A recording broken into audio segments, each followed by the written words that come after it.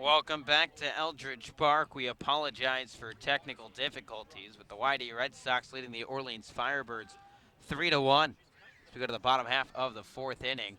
Rob Emery in a battle with Eric Tolman. 3 balls, 2 strikes the count. Here's the pitch. Breaking ball cut on and missed, strike 3. Eric Tolman wins the battle against Rob Emery. It's the 6th K of the night for Tolman, and there's 1 down. Will Tolman's used a plethora of pitches here between the changeup, the sharp slider, and the fastball as well. Has a really good pitch mix and mixing the pitches well on each side of the plate. It's now Zach Britton, the batter for Orleans. First pitch from Tolman.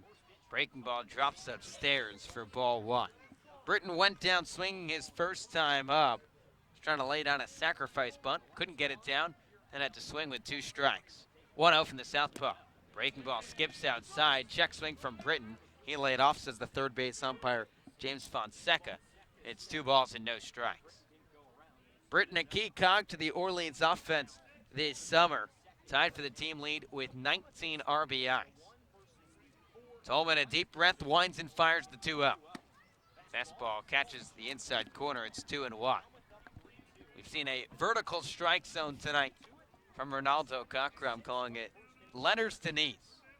That ball taken just at the chest. 2-1 from Tolman. Breaking ball chopped first base side, trickles foul. It's 2-2.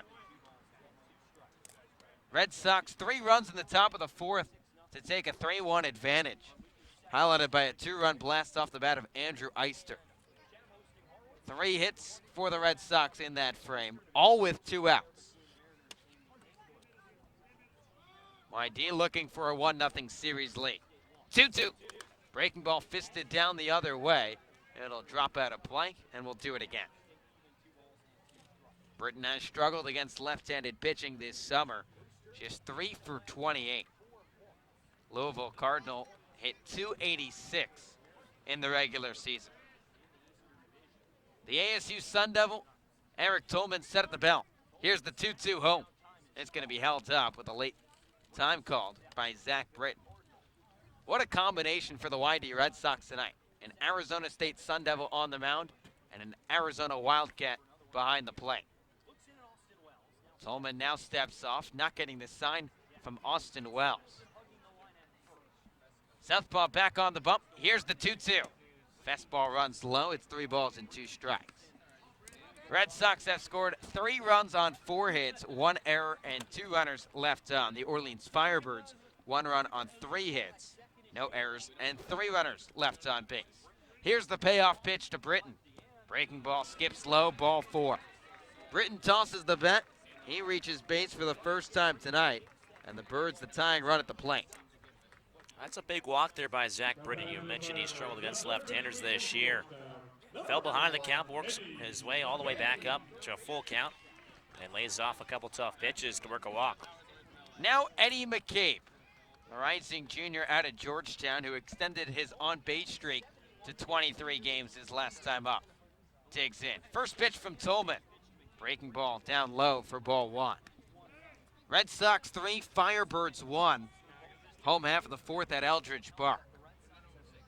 Gabe batted .291 in the regular season for Orleans, including a 2-hit performance last night. 1-0. Fastball sharply hit out to right center field. Long run for Brad Beasley. He converges in the right center field alley to make the grab shoulder high for the second out of the inning. McCabe hit it right on the screws, but Beasley, a great read off contact, bolted out to right center to make the grab for the second out. And kind of similar to White House Field here at Eldridge Park, you almost need even more speed in the outfielder, especially the center fielder, because they have a lot of ground to cover between both the left center field gap and the right center field gap. And Brad Beasley showing it there. It's now Tanner Murray, shortstop from UC Davis, who tried laying down a safety squeeze his last trip at the plate. It ended up going right to Eric Tolman on the mound, who shoveled it with the glove to Austin Wells. First pitch to Murray, off speed ball, misses downstairs for ball 1.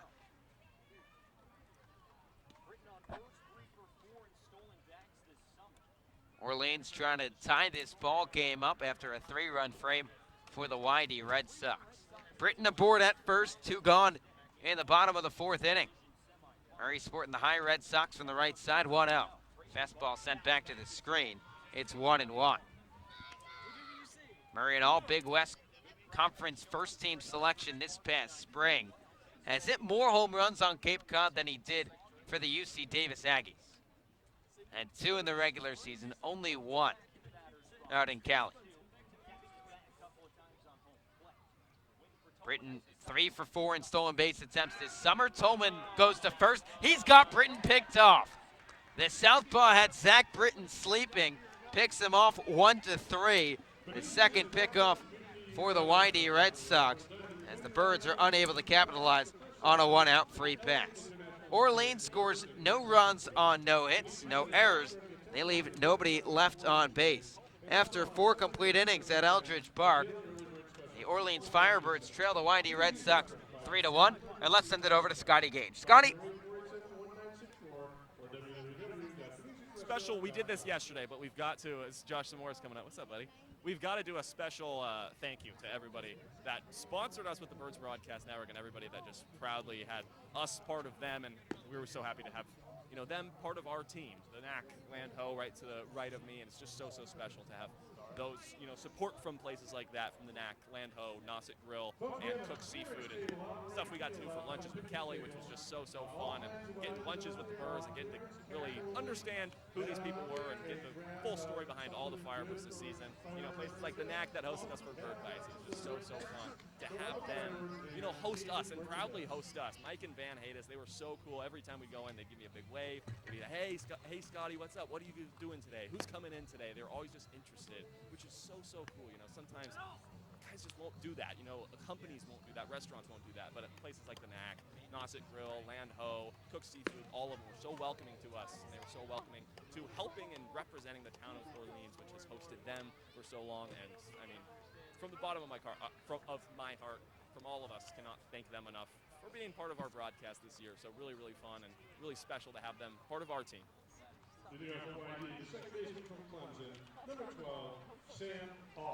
Top of the 5th at Eldridge Park. YD on top of Orleans 3-1 in the first game of the East Division Series. The 2-seeded Orleans Firebirds send their hurler Jake Eater back out for the 5th. Southpaw from Vanderbilt set to face 9-1-2 of this YD lineup. First pitch from Jake Eater to Sam Hall. Looping curveball above the letters for ball 1. Red Sox sporting a 3-1 lead over the Orleans Firebirds, sparked by a 3-run 4th inning. A 2-out rally for YD came from a single from Carson Taylor, a double by Tate Samuelson, and then a 2-run blast off the bat of Andrew Eister.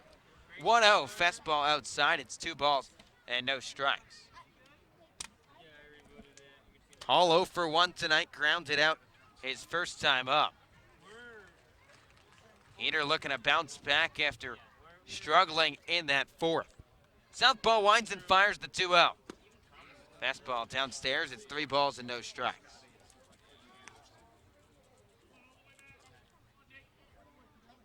All the second baseman out of Clemson. And the start with Noah Campbell out of the lineup for the YD Red Sox. Eater behind in the count, 3 balls and no strikes. Here's the pitch from the southpaw. Fastball dots the outside corner. It's 3-1.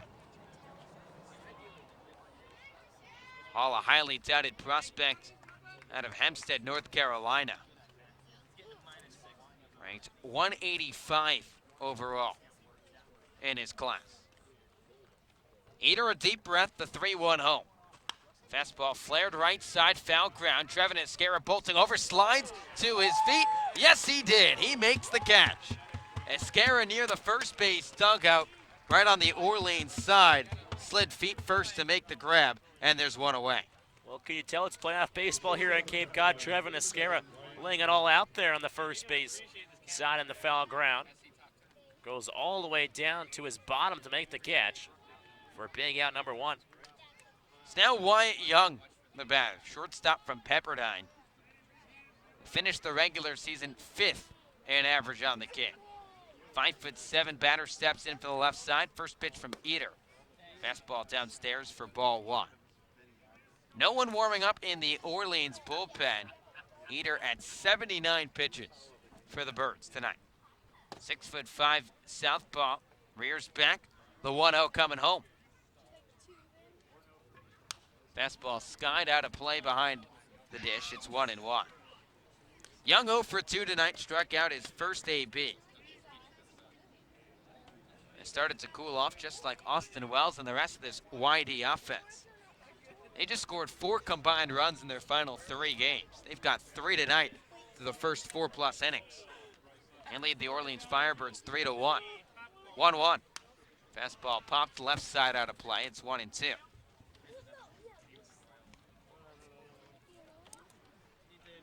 Young has hit everywhere he's been, batted .313 this spring in the West Coast Conference. Has up that on Cape Cod, batting .338. Honolulu, Hawaii native, batting from the left side, chokes up on the all-red bat with 2 strikes. Eater rocks and fires the 1-2. Breaking ball on the inside corner, ring him up, strike 3. A 12-6 hook from Jake Eater freezes Wyatt Young, his 9th K, and there's 2 away. Yeah, Jake Eater just flexing that breaking ball in that AB against Wyatt Young, just totally freezes Young there. Beautiful looking breaking ball from Eater.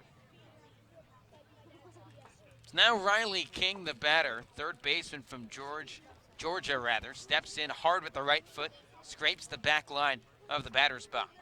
Slightly open stance from the right side, first pitch. Looping curveball, drops it on the outside corner for strike 1. Red Sox leading the Firebirds 3-1 in the top of the 5th at Eldridge Park. Eater looking to retire. The Red Sox in order for the 2nd time tonight. King steps out of the box, unstraps the red and black batting gloves. Taps the all-black bat on the left foot. King 1 for 2 tonight, a double in the first before going down swinging. 0-1. Fastball cut on and missed. It's 0-2. Eater has retired all 3 he's faced since the 2-run blast to Andrew Eister in the 4th inning. Georgia Bulldog batting .422 against Southpaws this summer. Eater a deep breath. The 0-2 coming home. Breaking ball tapped just third base side. Rob Emery sheds the mask, watches it roll up the left field line. Eddie McCabe's going to let it roll. It's trickling, and a fair ball. A swinging bunt infield single for Riley King. He's aboard for the 2nd time tonight. Well, that's the night it's been for Riley King. Had a double back in the 1st inning, and this ball somehow staying in fair territory. Does not move foul. McCabe, Emery, and Eater as well, trying to see if that ball will go fair. Foul, excuse me. It just stays in fair ground. So now Austin Wells. Big time opportunity for one of the best hitters on Cape Cod. Catcher from Arizona. Hit .308 with 7 long balls in the regular season, but he's 0 for his last 14, including 2 strikeouts tonight. Eater set first base side, first pitch. Fastball swung on line down the left side for strike 1. King just the 5th hit of the night for the Red Sox, who have had one of the most potent offenses on the Cape. YD leading Orleans 3-1 in the top of the 5th. King on at first, 3 for 4 in stolen base attempts this summer. Southpaw glancing right over there, the 0-1 home. Looping curveball up and away. It's 1-1. A righty starting to get loose in the Firebirds bullpen. Boy, would that change things up for the YD Red Sox in their lineup. Henderson, Nevada native, steps back in from the left side with King aboard at first. Eater set at the chest, the 1-1 home. Runner going, fastball hit hard first base side and foul. King will have to trot back to first base after the hit and run was spanked foul.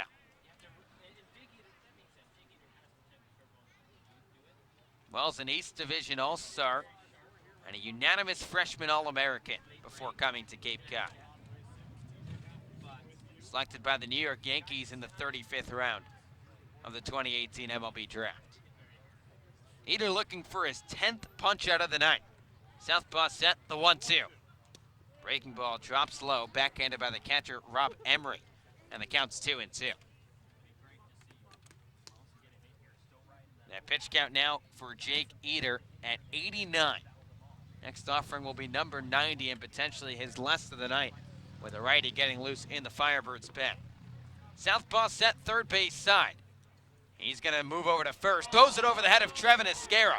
King was off on first movement, didn't track the ball. He now realizes scampers to third. Pickler's giving him the green light. He takes the turn around third. The throw goes over the head of Rob Emery. Karam's off the screen, throw back to the plate, not in time. 3 errors on the play by the Orleans Firebirds.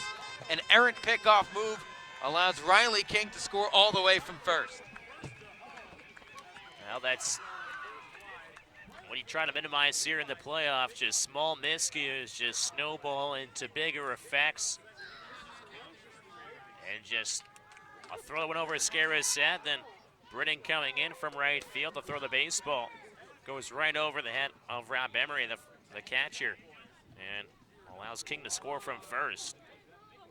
Orleans Firebirds made 43 errors in the regular season.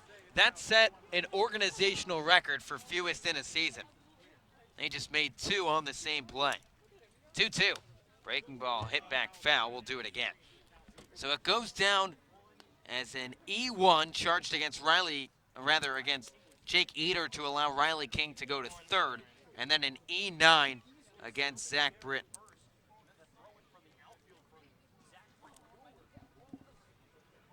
So 2 errors on the play for the Orleans Firebirds allow Wells to scamper all the way across the base paths. Eater winds and fires the 2-2. Fastball hit back to the screen once again. We'll do it again. Eater's pitch count above the 90 threshold. The Red Sox scoring an unearned run off the southpaw in this frame. Whitey 4, Orleans 1. Top of the 5th at Eldridge Park. Eater a deep breath, the 2-2 home.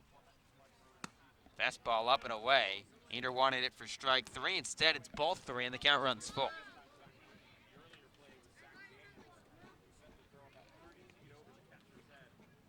Yeah, you'd have to think this might be Eater's last batter. As you mentioned, that pitch count rising. A righty continuing to warm up beyond the right field fence in the Orleans bullpen. Here's the 3-2 from Eater. Fastball downstairs, ball 4. Great walk from Austin Wells, who worked his way back after being behind in the count 1-2. And now Kelly Nicholson on his way out from the first base dugout. He'll make the move to the bullpen. 15th year skipper calls for the right-hander, with the Firebirds showing the Red Sox 4-1 in the top of the 5th at Eldridge Park. We'll step aside. You listen to Firebirds Baseball on the Birds Broadcast Network.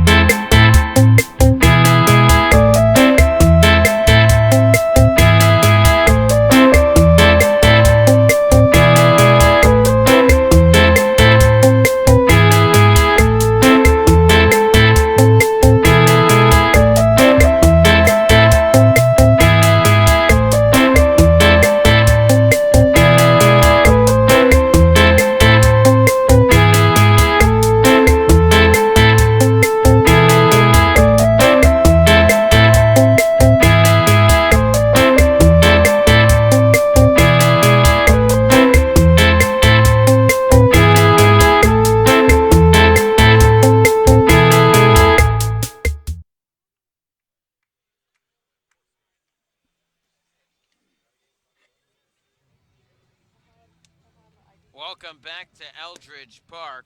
YD on top of Orleans 4-1 in the top of the 5th inning. And Kelly Nicholson makes the move to the bullpen. He'll go for the right-hander from Tennessee, Chase Wallace. Wallace has been lights out for the Birds in middle relief this summer. It's his 15th appearance. He's 2-0 with a 2.73 ERA. He'll replace Jake Eater, who lasted 4 2/3 and is responsible for Austin Wells at first base. Brad Beasley, the batter, center fielder from Cal Poly, steps in from the right side. Wallace, right-hander, set first base side of the rubber. First pitch home. Fastball chopped over the mound, fielded by the shortstop Tanner Murray charging in. He'll step on the second base bag, and the side is retired. So 1 pitch and 1 out, and the Birds get out of the jam. But not before the Red Sox tack on another run. YD scores 1 run on 1 hit, 2 errors. They leave 1 runner left on base. We're halfway home at Eldridge Park. YD leading Orleans 4-1. And let's send it over to Scotty Gaines. Scotty. Josh, we're right next to you with the YD broadcasters. Andre Sims, TJ Mathewson. Guys, we're up here. We're saying hello, everybody. TJ, we'll start with you. A 4-1 lead for YD. Things are looking good. On the Red Sox side, what's impressed you from YD today? So it's got to be Andrew Eister. He's been struggling so much over this latter half of the season. He's been working really hard every day, always trying to keep a positive attitude around the cage, and finally gets a pitch that he barrels and gets in the air, and it gets out here to right field and happens to give YD the lead, even bigger at the fact that it's in the postseason. Yeah, I mean, of course, he just said postseason. The postseason atmosphere out here at Eldridge Park. Andre, it's pretty cool to look out in the hill and just see postseason Eldridge, huh? Oh, yeah. That was the one thing I was really excited for this postseason was the fact that we got to play against Orleans because when I was here with Wareham in the West, I was actually gone before the playoffs even started. So I didn't really get to see the pageantry of what postseason Cape League baseball is like. And so to see all the fans here, the whole 9 yards, it's pretty great. Looking forward to the rest of the game, TJ. 4-1 lead. You've seen YD 44 games in the season. What do you expect to see out of these guys the rest of the night? Well, it's all up to the bullpen. We'll see. The offense is locked in tonight. It's what it seems. A day off really helped. Just a deep breath, able to recollect and come out here, even against a guy like Jake Eater, who's been so good this season, come out, put together great at-bats, and make him work and chase him out of the game with 4 runs. Guys, we'll let you get the headsets back on. Thanks for the time. TJ Mathewson, Andre Sims, fantastic human beings. Last of the 5th at Eldridge Park. YD leading Orleans 4-1. Tanner Murray digs in from the right side. First pitch from Eric Tolman. Curveball drops outside for ball 1. YD Red Sox tacked on another run in the top half of this inning, thanks to a pair of errors from the Orleans Firebirds. Tolman, the southpaw, winds and fires the 1-0. Breaking ball skips in low. It's 2 balls and no strikes. An errant pickoff attempt from Jake Eater sailed over the head of Trevin Escara. Scampered down the right field line, and with Riley King going first to third, Zach Britton tried to make the throw home. 2-0 from Tolman. Fastball catches the outside corner. It's 2-1. Then the throw from the right fielder for Orleans went over the head of the catcher, Rob Emery. By the time Emery fielded it, King had raced all the way around from first base to score. That's put this game 4-1 in favor of YD. 2-1. Fastball skied a mile high beyond the press box and out of play. It's 2-2. Yeah, in the playoffs especially, no matter what sport you're playing, the small mistakes are put under a microscope and just enlarged in the playoffs. So we can close the line on Eater. He went 4 2/3. 5 hits, 4 runs, 3 earned, 2 walks in 9 games. Murray, the shortstop from UC Davis, steps back in. 2-2. Fastball rocketed out to right field, tailing towards the corner. Orleans dugout on the top step, and just goes right of the foul pole. We've seen too many balls this year by Firebirds hitters. I can remember a bunch of them from Kokoska and Zach Britton. Just for a left-hander too early on, and for Murray a little bit late on there to push it down the right field line. It would have been a home run, but just a little late.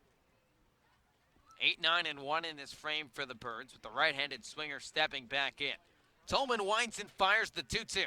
Breaking ball cut on and missed, strike 3. Another strikeout for Eric Tolman. It's his 7th on the night, and there's 1 away. Yeah, Tolman is finding his groove out on the hill now for YD, and that's troublesome for the Firebirds. They want to try to break him out of this funk, and maybe that pickoff as well back in the 4th and the 3rd inning as well gave him some confidence. It's now Trevin Escara, the batter. Switch hitting first baseman from Loyola Marymount. Steps in from the right side. First pitch. Fastball up and away for ball 1. Red Sox on top of the Firebirds 4-1 in the home half of the 5th. Tolman, the Arizona State Sun Devil, rocks and fires the 1-0. Fastball popped right to the left side of the pitcher's mound. Third baseman Riley King charging in. Tolman calls for it and drops it in foul ground.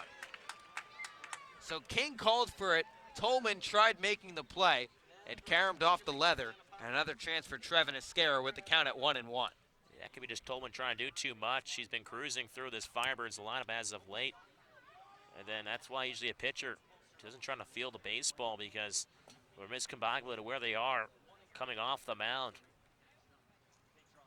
So Trevin Escara walks back to the right-handed batter's box. Rising junior for the Lions at Loyola Marymount, 0 for 1 tonight. A strikeout victim his first time up. Tolman 81 pitches this evening. Southpaw from Arizona State.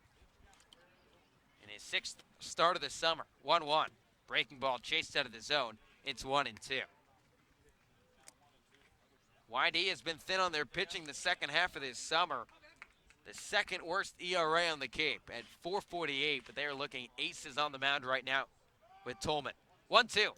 Breaking ball drops low, knocked down by the catcher, Austin Wells. It's 2-2.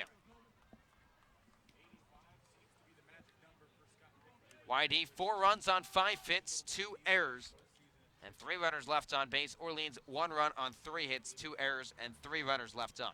2-2, fastball cut on and missed, strike 3. Heater on the outside part of the plate. Escara couldn't connect. Back-to-back Ks for Tolman, and there's 2 away. Well, Tolman dropped the pop-up, and then, you know what? Says, I can finish him off myself. Strikes out Escara for back-to-back punch-outs to start out the 5th. And at 84 pitches, Scott Pickler in his 22nd season at the helm of the YD Red Sox comes out. The infield all comes in to meet on the mound. 4 2/3 of sharp baseball from Eric Tolman on the mound. With the Red Sox taking their time, they'll now make the call to the bullpen. So Pickler will take out Tolman at 4 2/3. The Red Sox leading the Firebirds 4-1 here in the last of the 5th. You're listening to Firebirds Baseball on the Birds Broadcast Network.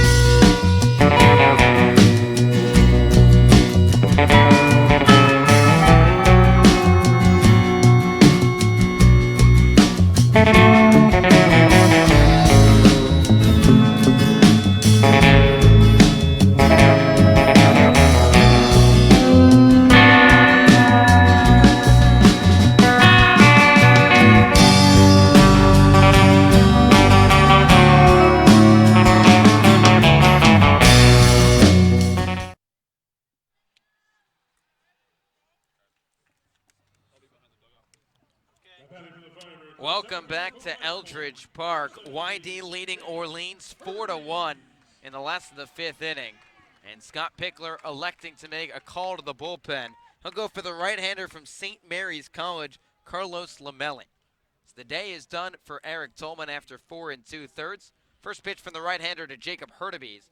A breaking ball inside for ball 1. Tolman gave the Red Sox 4 sharp innings tonight. He will not be eligible for the win. I'll give you his final line in just a moment. Right-hander comes set first base side, 1-0. Breaking ball catches the heart of the plate. It's 1-1. The Arizona State Sun Devil Eric Tolman went 4 2/3, surrendered just 3 hits, 1 run. It was earned, a walk, and struck out 8. Lamelli's 1-1 home. Breaking ball skips in low. It's 2 balls and no strikes. Firebirds looking for some offense in the middle innings at Eldridge Park.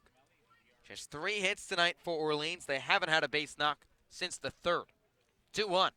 Fastball up and away. It's 3 balls and 1 strike. Why not a better time than now? Jacob Hurtubise, the leadoff man, 0 for 2 tonight. Hurtubise batting .388 over the final 10 games in the regular season. 3-1 from the right-hander.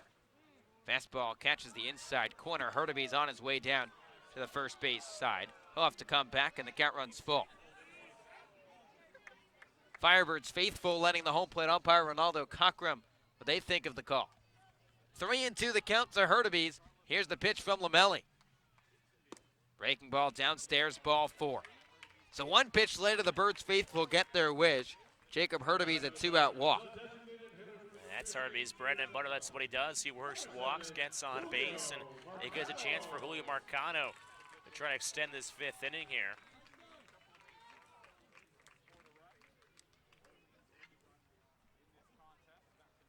Firebirds trailing the Red Sox 4-1 in the first game of the Eastern Division Series. Marcano aboard twice tonight. Right-hander Lamelli set first pitch. Breaking ball cut out and missed for strike 1.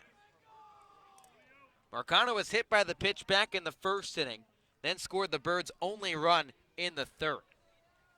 He singled with 1 away, then stole second, and came around to score on the RBI double by Shea Whitcomb. Righty on righty matchup with 2 down, 0-1.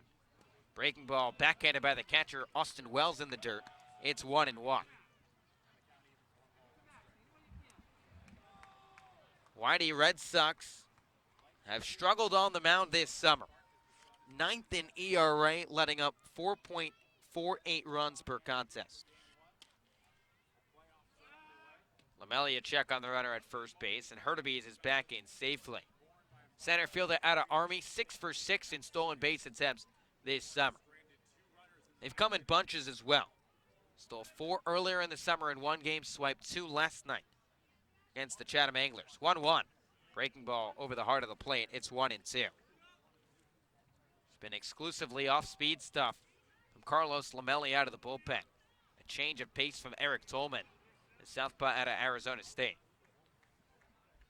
Whitey up by 3 here in the last of the 5th inning.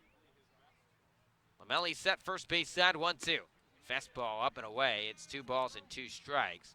Will appeal down to first on the check swing. Marcano laid off, and it's 2-2. Boy, would the Birds take a base runner here if Marcano can find his way on.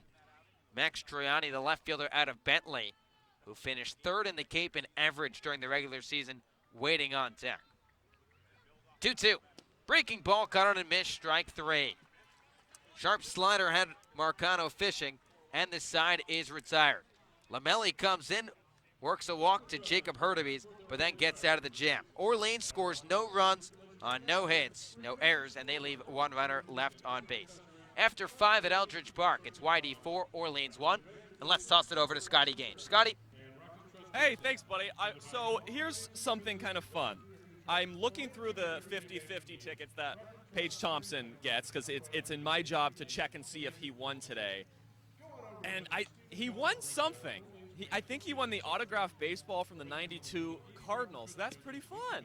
He didn't win the full 50-50, so no media team parties, but he did win an autographed baseball. So Paige, I don't know, he normally sits up there, or if he already has gone home and he's tuning in. Paige, I think he won the autographed baseball, so that's pretty cool. And what else is cool? What's up, buddy? What's your name?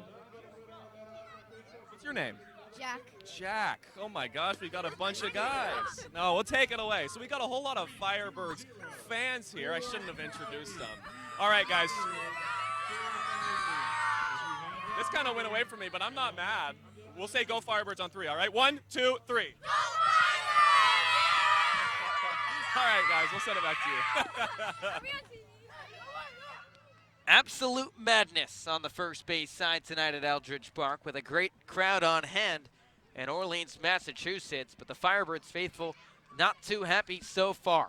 Top of the 6th at Eldridge Park, YD 4 and Orleans 1. Chase Wallace, the right-hander from Tennessee, who got the Birds out of a jam on just one pitch to end the 5th, goes back out once again for the Orleans Firebirds. Carson Taylor, the DH from Virginia Tech, will lead things off. Chase Wallace, the right-hander from Tennessee, winds and fires the first pitch. Fastball dots the outside corner for strike 1. Red Sox on top of the Firebirds 4-1 in the top of the 6th of Game 1 of the East Division Series. Wallace steps off the rubber, asks for the signs once again. Right-hander's ready to go. A deep breath from the first base side. Taylor steps back in for the left-handed batter's box. 0-1. Breaking ball cut on and missed. It's 0-2. Jake Eater went the first 4 2/3 for the Orleans Firebirds, giving up 4 runs, only 3 earned. Wallace came in, fired 1 pitch, and got Brad Beasley to ground up, back up the middle. 0-2 from Wallace. Breaking ball cut on and missed, strike 3. Slider from Chase Wallace has Taylor guessing. It's his first K, and there's 1 away. Well, that's what Chase Wallace does. He loves mixing up pitches and does it there. The Carson Taylor has him running around in circles. And it's a good sequence of pitches there by Chase Wallace to get Taylor the first out. Wallace has been shut down against the YD Red Sox this summer. First pitch to Tate Samuelson. Fastball runs up and away for ball 1. For Wallace, it's his 4th appearance against the YD Red Sox in 2019. He's pitched 5 1/3 innings of scoreless baseball. Wallace winds and fires the 1 out. Fastball runs past the mid of Rob Emery to the backstop. It's 2 balls and no strikes. Wallace hasn't pitched in a few nights. Picked up the save at Harwich in the first game of that split doubleheader. Birds won both games over the Mariners and the Anglers before falling to Chatham at Veterans Field in a walk-off. 2-0 from the right-hander home. Breaking ball hit on a line back into center field for a base hit. Tate Samuelson continues to rake at Eldridge Park. He's aboard for the 3rd time tonight with a 1-out single. Yeah, really just Riley King, Tate Samuelson, and Andrew Eister. Those are the 3 hitters in this lineup that have done the damage against the Firebirds tonight. It's not the Watt Young or Austin Wells show tonight. It's the next 3 men up for the Red Sox. That will bring up Andrew Eister, the hero so far tonight for the YD Red Sox. A 2-run shot hit over the right field fence. Eister, the left fielder out of South Carolina, digs in from the right side. With the Red Sox on top of the Firebirds 4-1. Wallace set first pitch. Fastball catches the outside corner for strike 1. Eister 1 for 2 tonight, struck out swinging in his first AB. That was the name of the game for Jake Eater on the mound. He struck out 9 Red Sox on the bump tonight, but it was YD who chased him in the 5th inning. Righty on righty matchup with 1 gone, 0-1. Pitch out called by the Firebirds. It catches the outside corner. Emery was up out of his crouch, framed it on the outside part of the plate, and it's strike 2. Gotta love it when you can do 2 things at once. I don't think Chase Wallace was intending to throw it on the outside part of the plate, but nonetheless, he's ahead of Andrew Eister, no balls and 2 strikes. Eister getting the start in left field tonight. Again, Noah Campbell on the bench for the YD Red Sox. That is things shuffled around for Scott Pickler's club. Wallace is 0-2. Breaking ball drops downstairs. It's 1 ball and 2 strikes. Eister now has 4 RBIs against the Birds this summer in as many games, including 2 home runs. Santa Fe College Community transfer to South Carolina. was teammates with former Orleans Firebird Donovan Benoit. Samuelson on at first, one away in the top of the 6th inning. 3-run cushion for YD. Hard pickoff attempt from Chase Wallace finds the chest of Trevin Escara, but Andrew Eister's back in safely.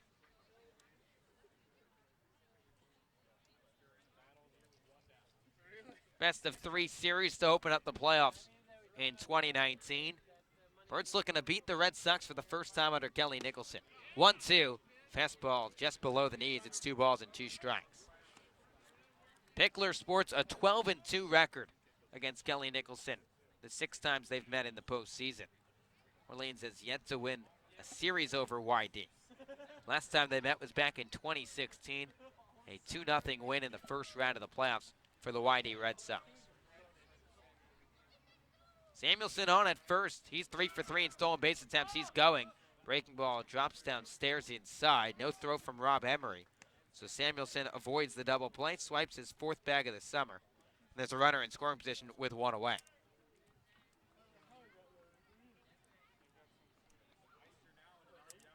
Seems like everything is going right for the YD Red Sox tonight. Their Achilles heel on the mound has been absolutely lights out.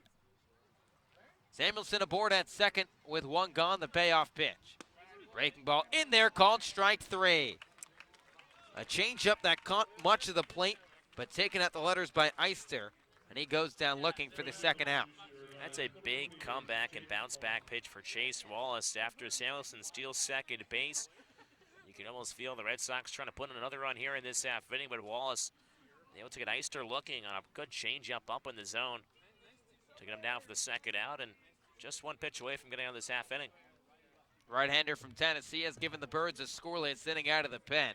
He'll stay out there for Orleans with Jake Palmer. Left-handed swinger digs in. First pitch from the right-hander Wallace. Breaking ball cut on and missed for strike 1. Firebirds trailing the Red Sox 4-1 in the top of the 6th at Eldridge Park. But Wallace trying to keep it at a 3-run deficit for Orleans. Palmer 0 for 2 tonight. Strikeout victim both his 2 plate appearances. 0-1 from Wallace. Slider nips the inside corner. It's 0-2. That's what Chase Wallace has done all summer. Throw strike after strike after strike. Right-hander from Tennessee just pitched 6 2/3 innings this past spring. Birds have been able to let him roar out of the bullpen this summer. 15 appearances, now 24 innings for Orleans. 0-2. Breaking ball in the dirt, backhanded by the catcher Rob Emery. It's 1-2. Orleans down to their final 12 outs in this ball game on the offensive side. They got to find a way to get off 3 runs against the YD Red Sox and at least force extra innings. Samuelson not being held on at second base. Infield straight up, the outfield shaded towards left center. Jacob Hurtubise not playing straight in dead center in front of the 434 sign. He's closer to the 350 mark in left center. He's all the way down the left field line, hugging the corner. Birds expecting Palmer to go the other way with the 3/4 delivery of Chase Wallace. Right fielder from UC Irvine taking his time. That's Ronaldo Cockrum, the home plate umpire, to rub some of the dirt in the first base batter's box. Left-handed swinger steps back in. All black bat raised right towards Chase Wallace. Rested on the left shoulder. The 1-2 from Wallace. Breaking ball, back door, just misses up and away. It's 2 balls and 2 strikes. Yeah, just 1 ball hit this year to right field for Palmer. Pretty much 90% of everything else towards left field and center field. Birds playing the scouting report tonight, hoping that Palmer will shoot one the other way. El Segundo, California native back in. Wallace is 2-2. Change up outside, the count runs full. Couple competitive pitches from Chase Wallace, just missed off the plate. And now a battle for the right-hander from Tennessee. 3 balls, 2 strikes, 2 outs in the top of the 6th inning. Red Sox on top of Orleans, 4-1 in Game 1 of the East Division Series. Samuelson extending his lead off second base, nobody holding him on. Payoff pitch home. Runner going, breaking ball tapped back in front of the mound. Wallace comes off. He'll fire to first in time, and the side is retired. So Chase Wallace works around a one-out single as the Red Sox score no runs on one hit, no errors, and they leave one runner left on base. After 5.5 at Eldridge Park, it's the Red Sox 4 and the Firebirds 1. And Thomas, boy, has it been an entertaining night across the Cape. Couple comebacks and some holding on victories out in the West. We got some exciting news here on Cape Cod. Falmouth 3-2 victory over the Boyne Braves at Arley Island Diamond. 7-2 Cotuit lead in Wareham in the bottom of the 7th inning. But more interesting, bottom of the 8th inning in Chatham, 1-0 Mariners lead. The Anglers are being no hit right now into late in the ballgame. In the 8th inning, Chatham, no hits through 7 innings so far. Connor McCullough out of Kansas State went 6 innings, didn't allow a hit or run. 3 walks and 5 punch-outs. Joe Boyle has thrown a scoreless innings without allowing a hit as well. So some history trying to be made out in Chatham right now. Again, Chatham no hits through 7 innings. They're coming up to bat right now in the 8th. That game, again, in the bottom of the 8th inning, 1-0 Harwich lead. Only run on the board was a Chris Gallant sacrifice fly in the 6th inning. Just 4 hits for the Mariners, but again, Harwich trying to go for history. They had Jacob Polish throw a 7-inning no-hitter against the Firebirds in a doubleheader here. And then last year, Harwich also threw a combined no-hitter against Falmouth.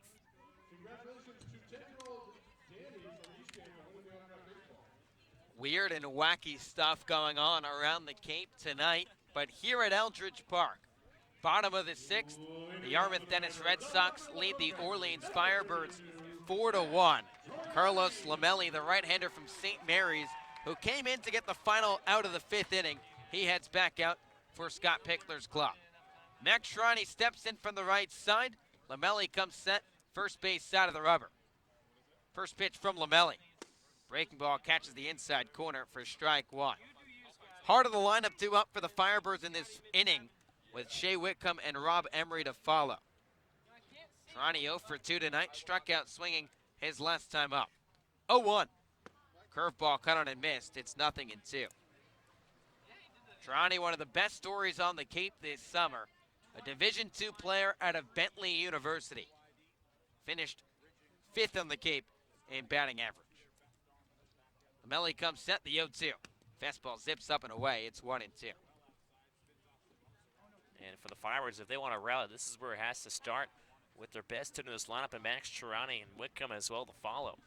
Orleans took a 1-0 lead back in the 3rd inning thanks to an RBI double by Shea Whitcomb, but it's been all Red Sox since. 1-2. Curveball sent out to deep center field.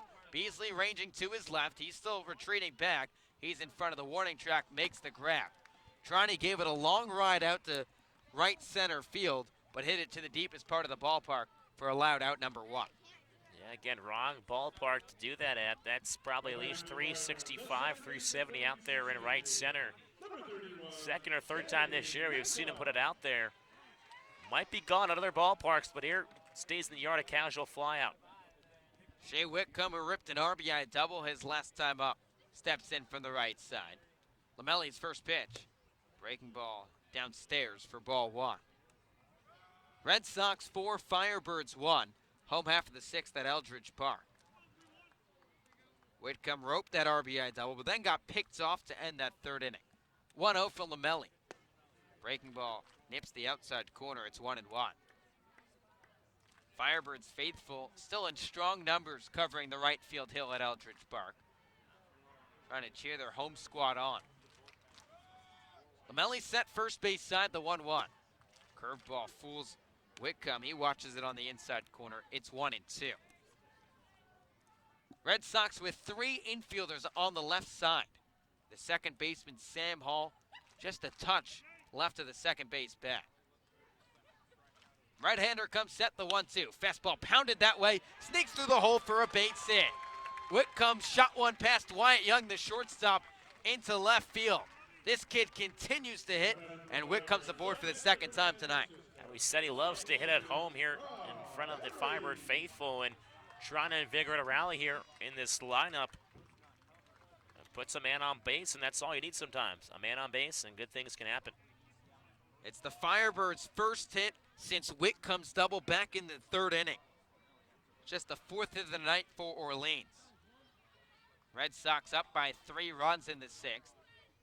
Sporting a 4-1 cushion. First pitch to Rob Emery. Curveball taken low for ball 1. Emery's 0 for 2 tonight. Did reach base on an error back in the second. And was thrown out at the plate. A safety squeeze called by Kelly Nicholson and the Birds. Tanner Murray got the bunt down, but a heck of a play by Eric Tolman and Austin Wells to team up for the putout at the plate. Right-hander set the 1-0. Breaking ball low and away. It's 2 balls and no strikes. Good hitters count for Rob Emery, who has displayed some power at times this summer. 4 home runs for the rising redshirt senior from San Francisco. Slightly open stance right side, resting the black and tan bat over the right shoulder. St. Mary's Gale set the 2-1. Fastball shot to deep center field. Once again, Brad Beasley ranging back. He's got room. Beasley camps under it, makes the grab. Couple of hard hit balls by the Orleans Firebirds in this inning, but both to straightaway center. Yeah, might be gone at Red Wilson Field in center field, but again, they stay inside here at the ballpark and wind not gusting out in center. It's going to stay in. So now a chance for Zach Britton, right fielder from Louisville, 0 for 1 tonight. Drew walk his last time up after working back in the count. Britton steps in left side. First pitch from Lamelli. Slider nips the outside corner for strike 1.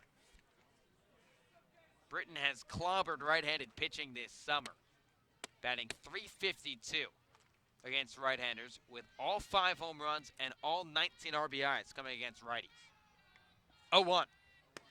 Breaking ball drops low and away. It's 1 ball and 1 strike. Orleans looking for some offense tonight. They scored 10 runs an evening ago at Veterans Field.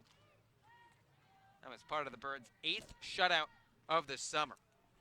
That leads the Cape and matches an organization record set back in 1970. 1-1. Fastball above the letters. It's 2 balls and 1 strike. If Britton reaches base, Eddie McCabe would represent the tying run. The shortstop from Georgetown, 0 for 2 tonight, waiting on deck. Whitcomb on at first with 2 down in the inning. It's a 4-1 Red Sox lead. 2-1. Breaking ball over the heart of the plate. It's 2-2. It's been a lot of off-speed stuff from Carlos Lamelli out of the bullpen. A change of pace from Eric Tolman. Southpaw from Arizona State worked predominantly with the fastball, then showed the slider and the changeup as secondary and third pitches. 2-2 the count to Britton. Here's the pitch from Lamelli. Breaking ball up and away, and the count runs full. So a good eye from Zach Britton, who's drawn 10 walks this summer for the Orleans Firebirds. First baseman Samuelson playing behind the bag, with Shea Whitcomb going to get a head start off first base. 3 balls, 2 strikes, 2 outs in the last of the 6th inning. Righty on lefty matchup. Lamelli set. Here's the payoff pitch. Fastball chopped back foul by Britton, and we'll do it again. And that one looks like it stung him there. Around the lower part of the ankle area is just hobbling back towards the left side. Rising junior from Batesville, Indiana, walking back towards the plate. Just rubbing the dirt in the left-handed batter's box. Ronaldo Cockrum, the home plate umpire, buying him time, brushing off the dish. So we'll do it again at 3 balls and 2 strikes with 2 away in the home half of the 6th inning. Red Sox up 4-1 over the Firebirds. Payoff pitch, fastball shot out to deep right field. Palmer ranging out. He's going to dive. Did he make the catch? Yes, he did. Zach Britton shot one out to right field. Jake Palmer came charging to his right, laid out full extension to take away a base hit and an RBI from the Orleans Firebirds. Britton hit it hard, but once again, the YD Red Sox make the play. Orleans scores no runs on 1 hit and no errors, and they leave 1 runner left on base. After 6 complete innings at Eldridge Park, it's YD 4, Orleans 1. And let's send it over to Scotty Gage once again. Scotty, you're on the right field line. What's going on? Hey, you can see me because we made it easy here with James Risley, one of our game day operations interns. But most importantly, he's like, what? You're the special guest for every game, it seems like, huh? Right. If there's a good spot to eat in town, I'll tell you about it. Just find me. So that's what we're on today. We're talking about the good spots in town, and one of our favorite spots. Normally we're here talking about Lando, but we're going to talk about the Knack today because I personally think the Knack is just fantastic. What about you? Oh, I mean, you can't go to Land Ho for every meal, so you switch it up for the Knack. I love the Knack. I mean, quality food, anything, shakes, burgers, fries, onion rings, it's all quality. You can't beat it. It really is. Home of Bird Bites. We've got Sue Horton, Zach Britton, Matthew Troop still coming out on the way in the next couple of days, which will be fun.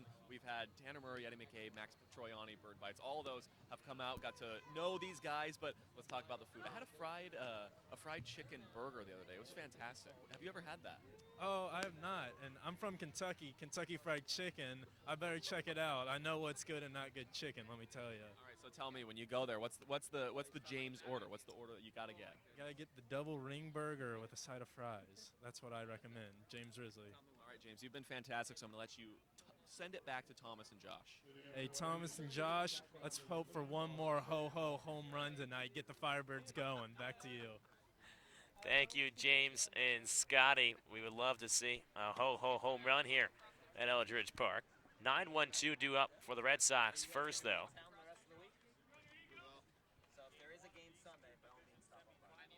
As Hall will dig in from the right side here in the top of the 7th inning. It's the Red Sox 4, Firebirds 1. After a scoreless 6th inning pitch by Carlos Lomelli, first pitch breaker misses up. Stands for ball 1. Tolman went 4 2/3, 3 hits, a run, a walk, and 8 punch-outs. And it's Lomelli's duty now as Wallace is on the hill after Jake Eater. From the windup, kicks and deals, the 1-0.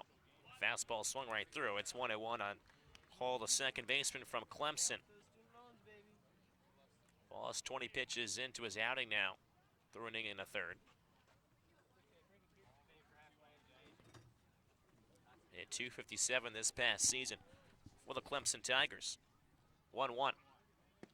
Breaker on the outside edge for strike 2. It's a count. Count is now ball and 2 strikes. 6'1", 190 junior from Hampstead, North Carolina. Stepped out for a second. Will step back in, sporting the Clemson Tigers spikes.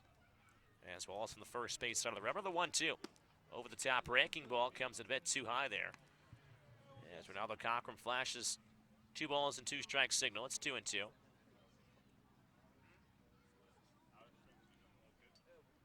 As Hall methodically stepping into the right side. Choked up on the barrel about an inch. Wallace black glove up to the face. Kicks the 2-2. Breaking ball cut on a miss for strike 3. And Chase Wallace working that breaker better than ever at a perfect time. Strikes out Sam Hall.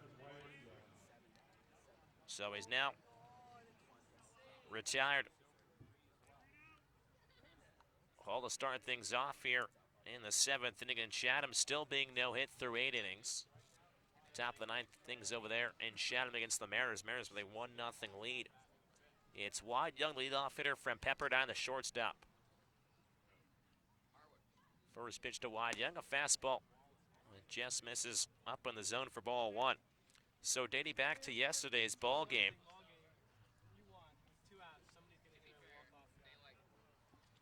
Joe Boyle, the pitcher for the Mariners, just throwing 101 over there in Chatham.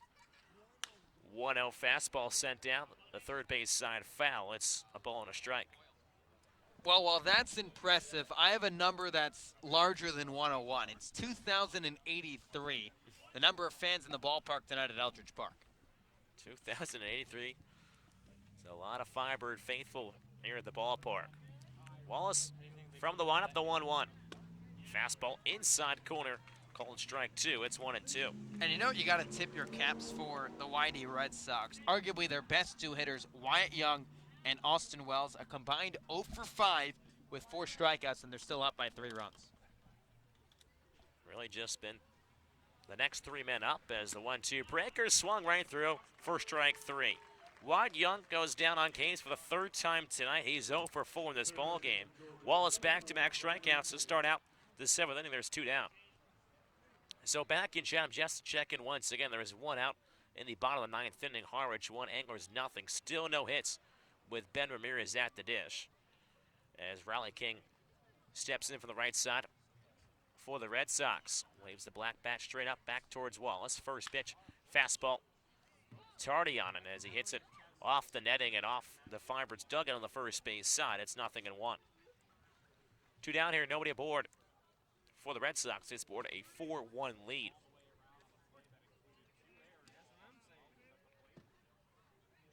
Wallace from the windup, the 0-1. Breaker bounces in to the mitt of Rob Emery.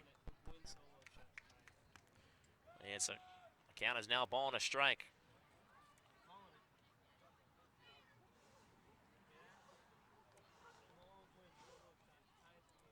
King, who is 2 base hits so far, a double and a single. The 1-1 pitch broken. Bat is sawed off, hit down the third base side. He just caught with the handle. That's all that's left from the wood barrel. Came right back to our broadcast position behind the dish. Shattered a piece of wood there. It's 1-2. Expensive AB now for Riley King as he goes to get a new piece of lumber from the third base dugout. Count of ball and 2 strikes.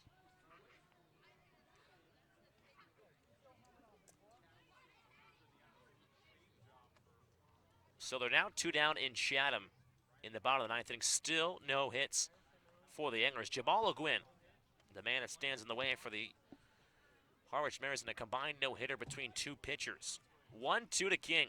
Breaking ball doesn't dip at all. It stays up above the head level. It's 2-2.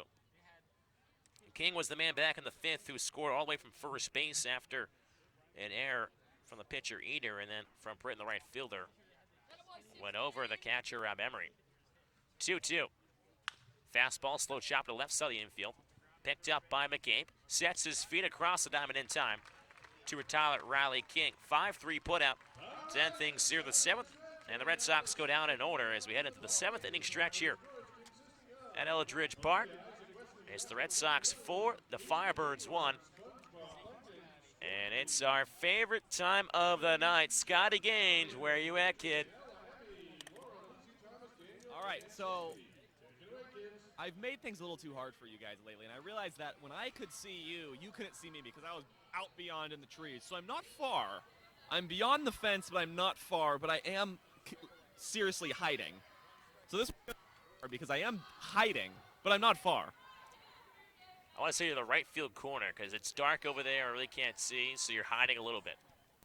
Maybe.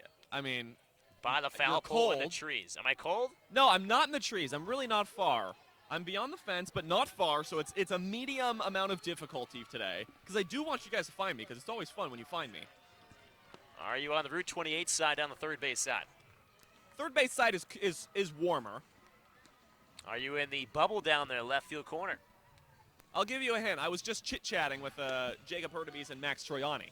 Well, first off, can I get a hint shy of that? Because I unfortunately had my headset off. I was looking at the Harwich score, and they just threw a combined no-hitter against the Chatham Anglers. So if you were chilling with Jacob Hurtubise and Max Troiani, are you still chilling with them right now? No, I'm not still with them now. Okay, they so ran away from me. They were in left center field. I'm going to say you're beyond the left center field fence, near the Whitey bullpen, but not in it. Did you see me? Is he blending in? You are wearing red. We're currently scanning.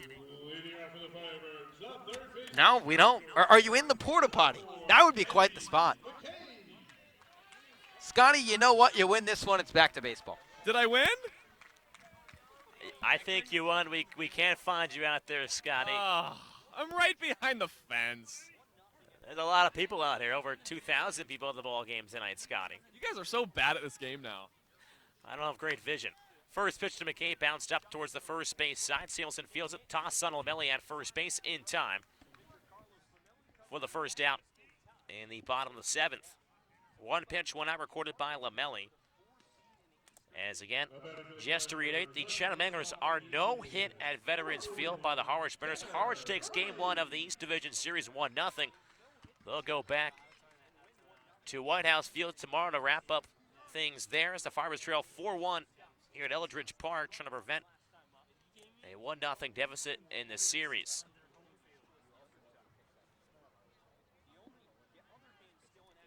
So it's now Tanner Murray, the shortstop from UC Davis. Takes his time to step in from the right side against the right-hander Carlos Lomelli. First pitch, breaker. Misses downstairs. As a quick pitch is called by the third base umpire, James Fonseca. Murray was just settling in, and Lomelli was already in there in his windup. As now Scott Picker will take the jog out to have a chat with Fonseca, the third base umpire, to meet just in front of the third base coach's box. Fonseca and Pickler having a couple of words after Lomelli was called for a quick pitch. So now Fonseca going out towards the rubber, towards Lomelli. I think just telling them, slow things down there. Now with Lomelli, it's interesting because he comes like he's going to throw out of the windup. Then he comes set at the belt from the first base side. So it's really hard to quick pitch anyone because you're pausing in between those increments. Yeah, well, steps off the rubber and then goes in from the stretch. So it's a scratch count here. It will be a clean slate for Tanner Murray. First pitch from Lomelli. Fastball that comes up and in, and now it's ball one here in this same heat. I was going to say, how is that fair to Tanner Murray? It was a ball. Yeah, if that was a strike, then I think Murray would have been irate out there. I mean, he was ahead 1-0. Could have been 2-0 here as the 1-0 pitch now. Breaker on the outside corner. It's 1-1. Just adds to Lomelli, you know, throwing an extra pitch or so. That doesn't count, but it's in there. It's up here in my mental capacity. Got a ball and a strike here on Tanner Murray. As the 1-1 pitch is crushed out towards right field. Palmer backing up, ranging back to the warning track and makes the catch. Tanner Murray can't believe it after he rounds first base. Absolutely cooked that one out there in right field, but Palmer somehow scribbles out there to make the catch.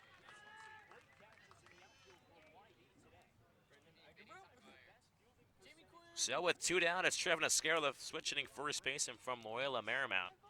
With 2 down in the bottom of the 7th. Red Sox 4, Firebirds 1.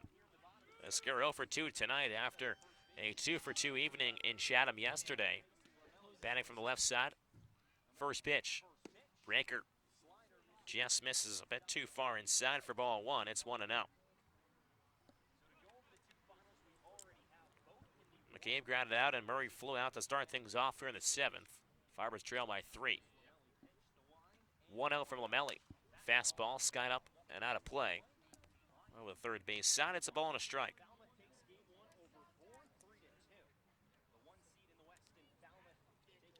Firebirds trying to climb back into here. They're running out of outs here, down to their final 7 outs in this ball game. Lomelli glove up towards his face from the windup, pauses. Now the 1-1. Breaker swung right through. It's 1-2. That's what Lomelli throws at you there. He uses the changing speeds between a changeup, curveball, and the fastball.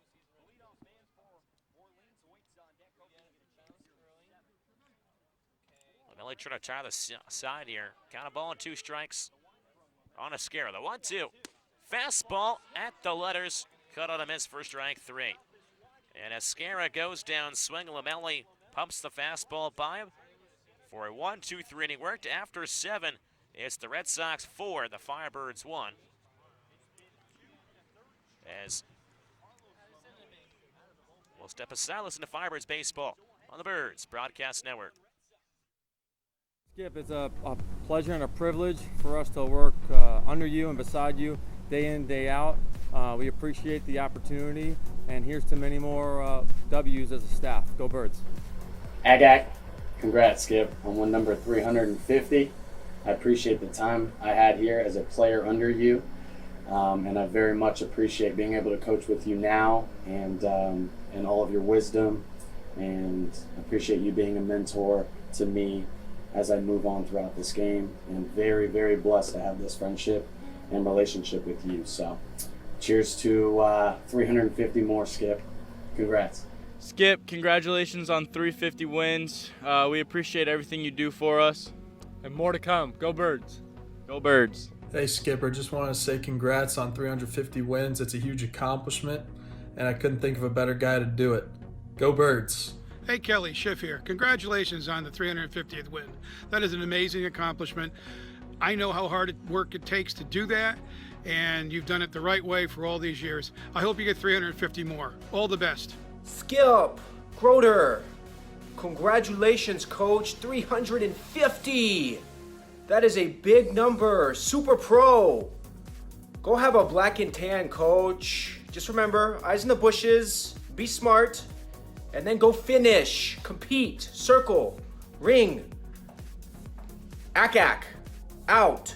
What's up, Skip? Congrats on your 350th win. It was a pleasure playing for you this summer. Just congrats on getting to that number. Yeah, I really appreciate you, Skip, and congratulations on this big number. Go Birds! Go Birds! Skip, congratulations on your 350th win in the Cape Cod League. There's more to come, Coach. Go Birds. Hey, Skip. Congratulations on win number 350. It's a tremendous honor. Very thankful to have been on both sides of the chat.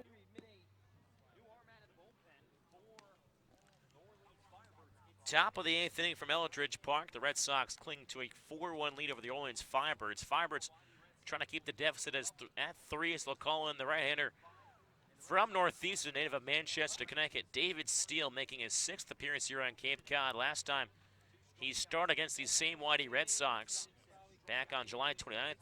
Firebirds won that game 7-2. Steele went 3 innings, gave up 4 hits, 2 runs, a walk, and a strikeout. Trying to keep, again, the deficit here at 3. So Chase Wallace, his evening is done here. He goes 2 1/3, allows a hit, doesn't allow a run, no walks and 4 punch-outs. So great outing for the Volunteer and Chase Wallace. He has been Mr. Reliable out of the bullpen, and so has David Steele, the former Whitey Red Sox, who pitched an inning for Scott Picker earlier in the year, picked up by the Firebirds. As Zach Kokoska checks in the ballgame in right field for Zach Britton. So it's a Zach for Zach switch out there for the Birds. It'll be Austin Wells to start things off, the big power hitting catcher from Arizona. Brander Steele comes set from the stretch, from the belt. Kicks and fires first pitch. Fastball. Just misses the outside corner for ball 1.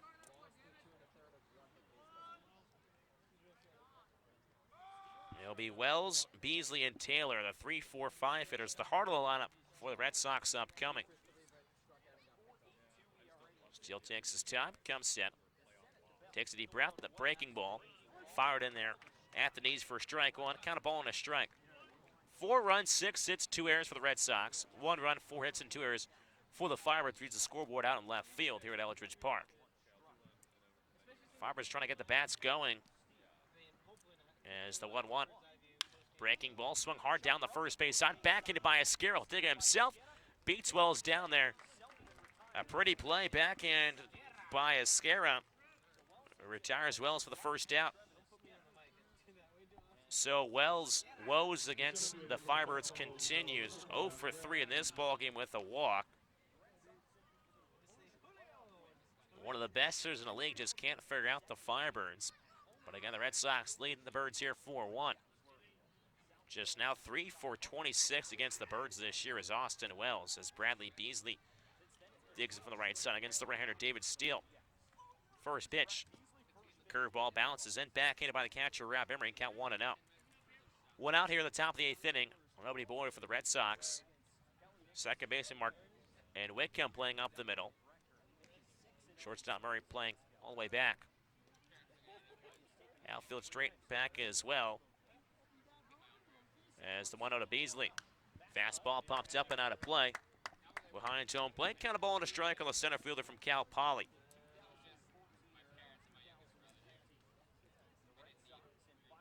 Beasley so far 0 for 3. A couple of pop outs and then a ground out back in the 5th. Steele comes set.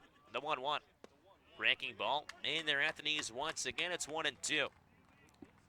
So Steele really controlling that breaking ball, firing it in for a strike a pair of times now over the last couple pitches. Has things really working here, trying to make it a 1-2-3 inning. Still looks in towards the catcher. Emery gets the sign. The 1-2.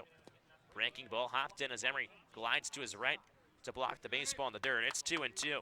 Now, Thomas, it sounds kind of ridiculous to say game one in a best-of-3 series is very important, but the way it's worked out on Cape Cod since they reset the format to 8 teams in 2010, whoever wins game one wins 78% of the series.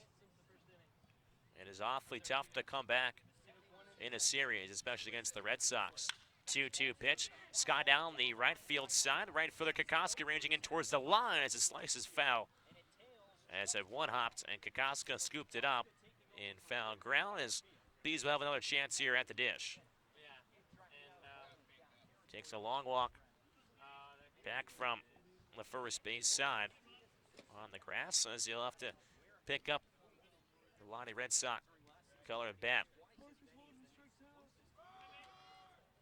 So once again, count 2 balls and 2 strikes on Beasley. One down here in the top of the 8th. 4-1 Red Sox lead. Beasley chokes up on the barrel about an inch or so. And still flaps the glove as he comes set. The 2-2. Fastball spiked in the dirt. Count runs full at 3-2. Fastball touching 91 miles an hour on the radar gun out in left field. Trying to retire Beasley here. He's been a thorn in the side for Steele right now. Pitch number 7 in the AB.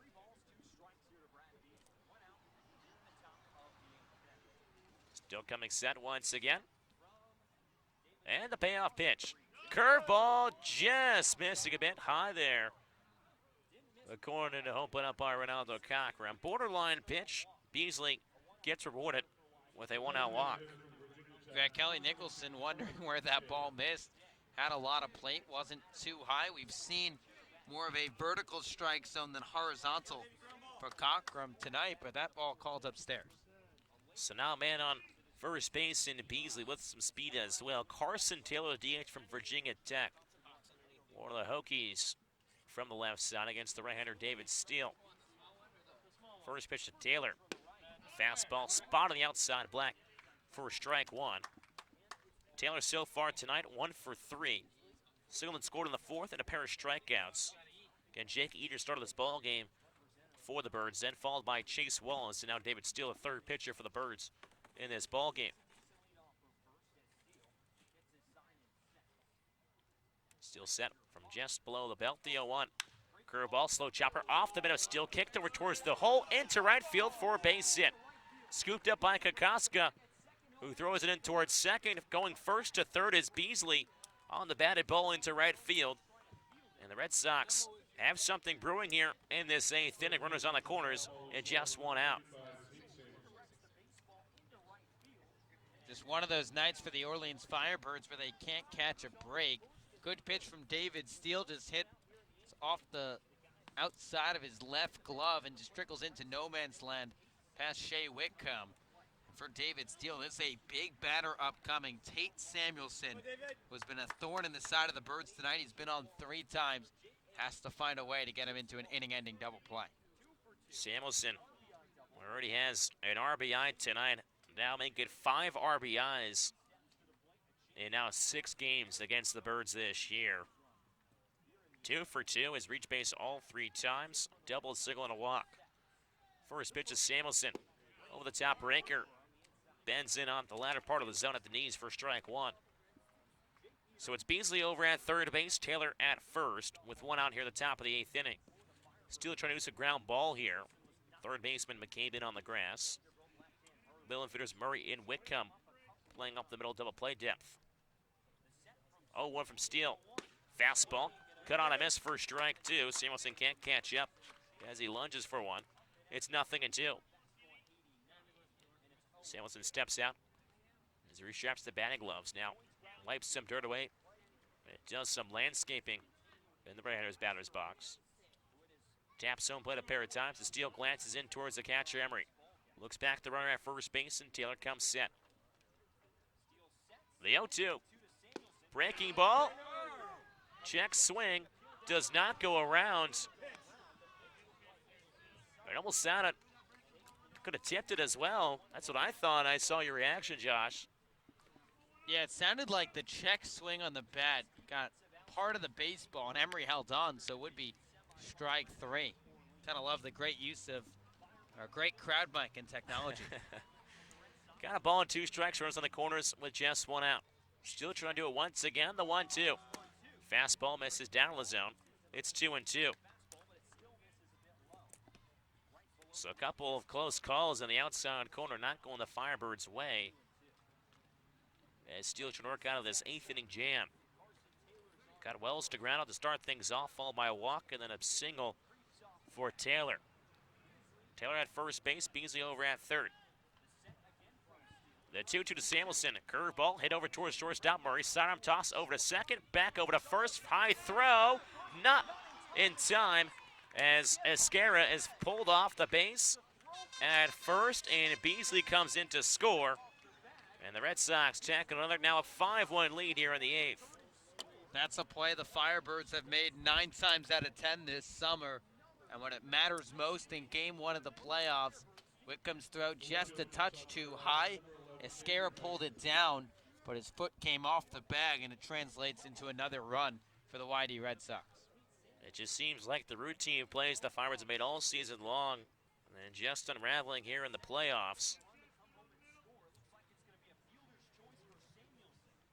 So Samuelson now over at first base. First pitch curveball. Skips in at the kneecap for strike 1. And Andrew Eister, 1 for 3 this evening with a 2-run blast back in the 4th. That was part of the 3-run 4th inning for the Red Sox. They now lead 5-1 here at the top of the 8th inning.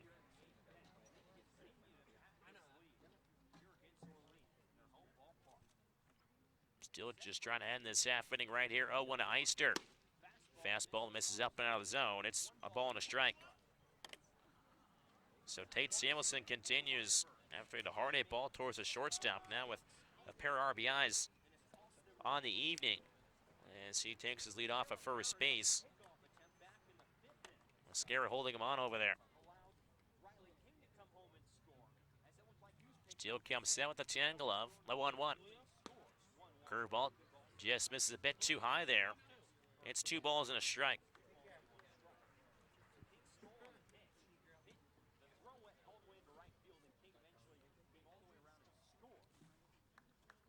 Five runs, 7 hits, 2 errors for the Red Sox. 1 run, 4 hits, and 2 errors for the Firebirds.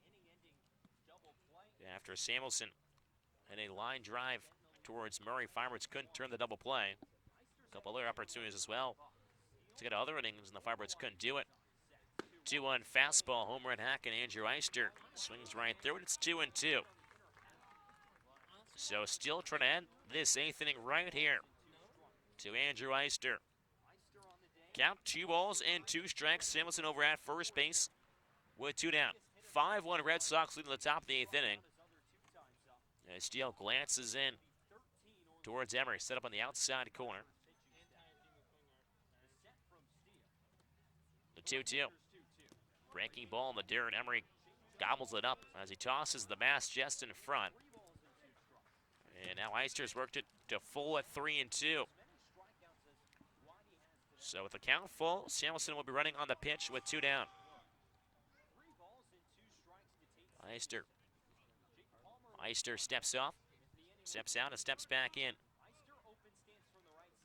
Samuelson not being held on by Escara as he plays behind him. Payoff pitch. Fastball lays it out towards center field. Hurtubise ranging back and makes the catch in straightaway center field. Hurtubise able to track it down out there off a rocket from Andrew Eister. As the Red Sox tack on another run on 1 hit. No errors and 1 man left on base after 7.5. It's the Red Sox 5 and the Firebirds 1. As we'll send it back over to Scotty Gage for some more. Scotty, over to you. Thomas, thanks, buddy. As you just heard from the PA announcer, Steve Guerin, who's actually on our broadcast, last night, got to kind of talk about his relationship and his years with the Orleans Firebirds. He just announced that there's a new 50-50 winner. Unfortunately, for the big money, there's not going to be a Birds Broadcast Network party because the Paige Thompson,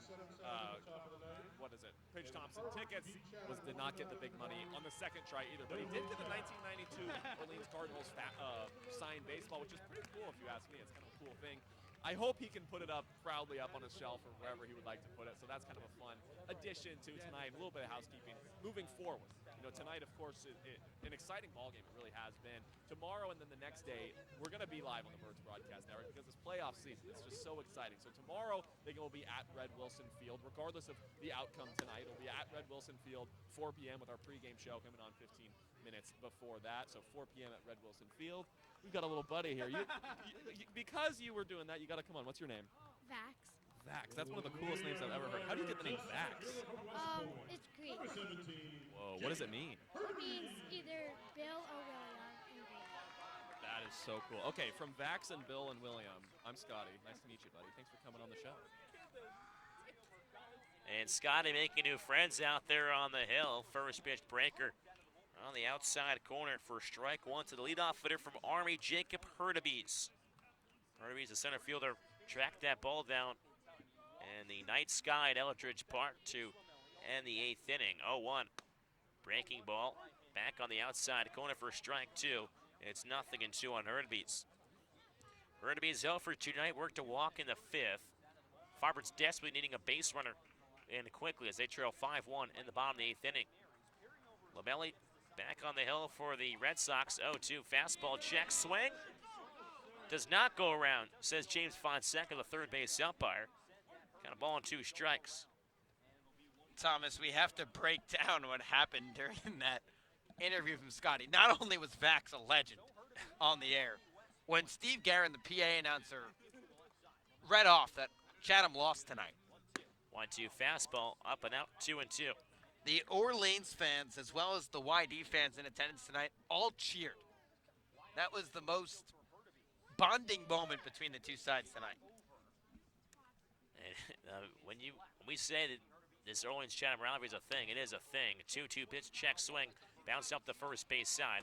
Count stays 2-2.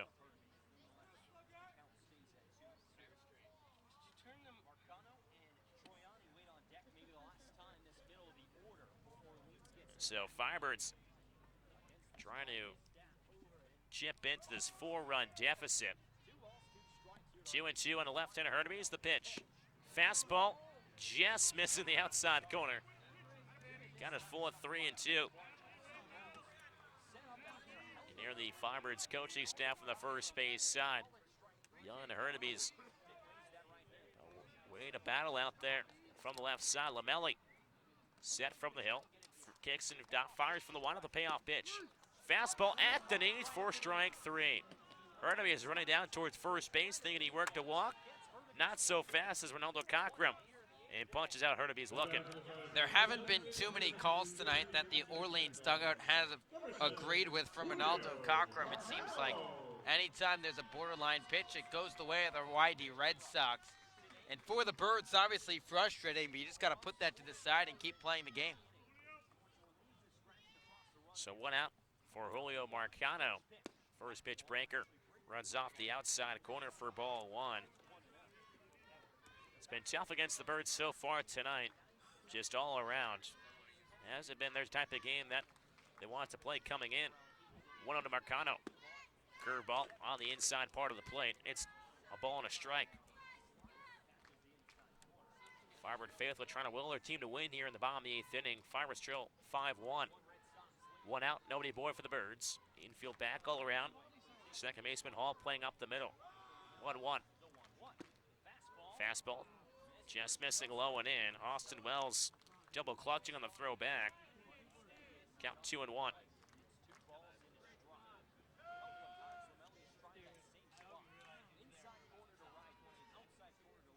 Lamelli pitching 2 2/3 here so far. 27 strikes, 20 balls. Now 2-1. Fastball, that one's in there for a strike. It's 2-2. Yeah, Marcano just shaking his head at that one. That ball came in on the hands. A very competitive pitch from Lamelli, just dotting the inside corner.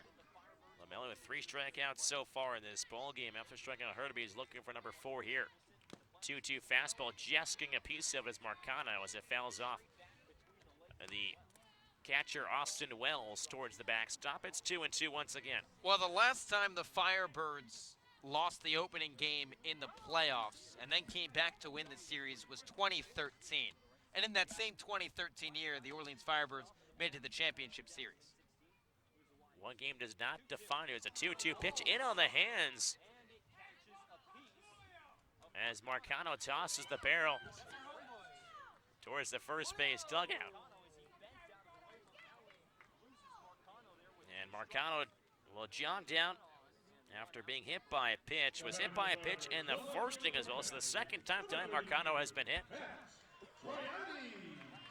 Seems like he has a target on his back. As now it's the fan favorite here at Eldridge Park, Max Troiani, 0 for 3 tonight. But a similar situation when he came up to here in this at-bat, like he did in Chatham a few nights back, was 0 for 4 before driving in a pair of runs in the 9th inning. Unfortunately, the Firebirds fell 8-7 in that ball game in Chatham. Quiet night again here for Troiani. To make a big footprint. First pitch, fastball cut on a miss for strike 1. He wanted all of that one. After he hit a major league fly ball out towards center field, just at the warning track, as Beasley chased it down out there in right center. So Melly comes set from the belt, the 0-1. High chopper up the middle. Coming around at the second baseman. Hawley can't field it. It bounces in. Should be an infield signal as Hall trying to come around the baseball. And the ball just didn't hop up into his mitt. Hits off the bottom side of the glove and skip towards second base. And the Firebirds now have 2 men on with just 1 out. Yeah, that goes down as an infield single for Max Troiani, and that's the break the Birds needed. Just the ball slowly hit back up the middle. Troiani another infield base knock. And who else would you want at the plate right now other than Shea Whitcomb? Shea Whitcomb at the dish from the right side as he taps home plate. Firebird trail by 4 here. Runners on at first and second. 1 down to the bottom of the 8th inning. Whitcomb open stance to the right side. Lamelli kicks and fires. First pitch nubbed up towards Hall, the second baseman. Slow chopper only played at first base. Side up throw in time to retire Shea Whitcomb for the second out. Far from an ideal result with your cleanup man at the plate, but hey, it's a productive out, advances both runners 90 feet, and then with a single, you cut this deficit in half. A single by Rob Emery comes to the dish, could drive in 2, and that's all you want just going into the 9th inning. Just give your team a chance. So Rob Emery kicks the bottom part of his barrel with his cleats now. Steps in from the right side, taps home plate a pair of times. Runners on second and third, 2 down in the bottom of the 8th inning, 5-1 Red Sox lead. First pitch from Lamelli. Fastball swung right through. It's 0-1 on Emery. You got to give a lot of props to Carlos Lamelli out on the bump. Right-hander from St. Mary's. Now 44 pitches deep, 3+ innings, and he's yet to falter. Only 2 hits surrendered, a walk and 3 Ks. Coming in with an ERA over 8 on the season and has looked sharp here in relief. Lamelli comes set from the stretch, the 0-1 Emery. Off speed check swing. He goes around, says Mike Rabideau, the first base umpire, as Kelly Nicholson shoots a glare down there. And it's 0-2 on Emery. And the good thing for Orleans, everyone's still on the top step. It's not like they've all gone down hiding from this. They know this is a big spot in this ball game, despite not catching too many breaks tonight. Lamelli comes set, kicks and fires, 0-2. Fastball, as Emery leads it up, thought about it. But now it's a ball and 2 strikes. Marcano over at third base. And Troiani over at second. 2 down here in the bottom of the 8th inning. Firebirds trying to climb back in this ball game. They trail 5-1. 1-2. Fastball once again wildly up and out of the zone. It's 2-2. And you would think for Scott Pickler, this might be the last batter Lamelli will face tonight. You'd imagine that the YD Red Sox would like to wrap up win number 1 in this serees, would turn it over to Oscar Carvajal or Jacob Winger to finish this thing off. It's been the Red Sox pitching this year that hasn't carried them but the bats. Seen other past years, Red Sox up there in pitching. 2-2 fastball. Upstairs once again, it's full of 3-2. And boy, is this a big pitch upcoming. If Emery finds his way on, you would have Zach Kokoska, not Zach Britton, but Zach Kokoska, who came on as a defensive replacement earlier in the ball game, and it would just be his first plate appearance of the night, representing the tying run. 3 balls and 2 strikes the count on Emery. As Lamelli comes set from the belt. Looks in, runners on second and third, 2 down. The payoff pitch.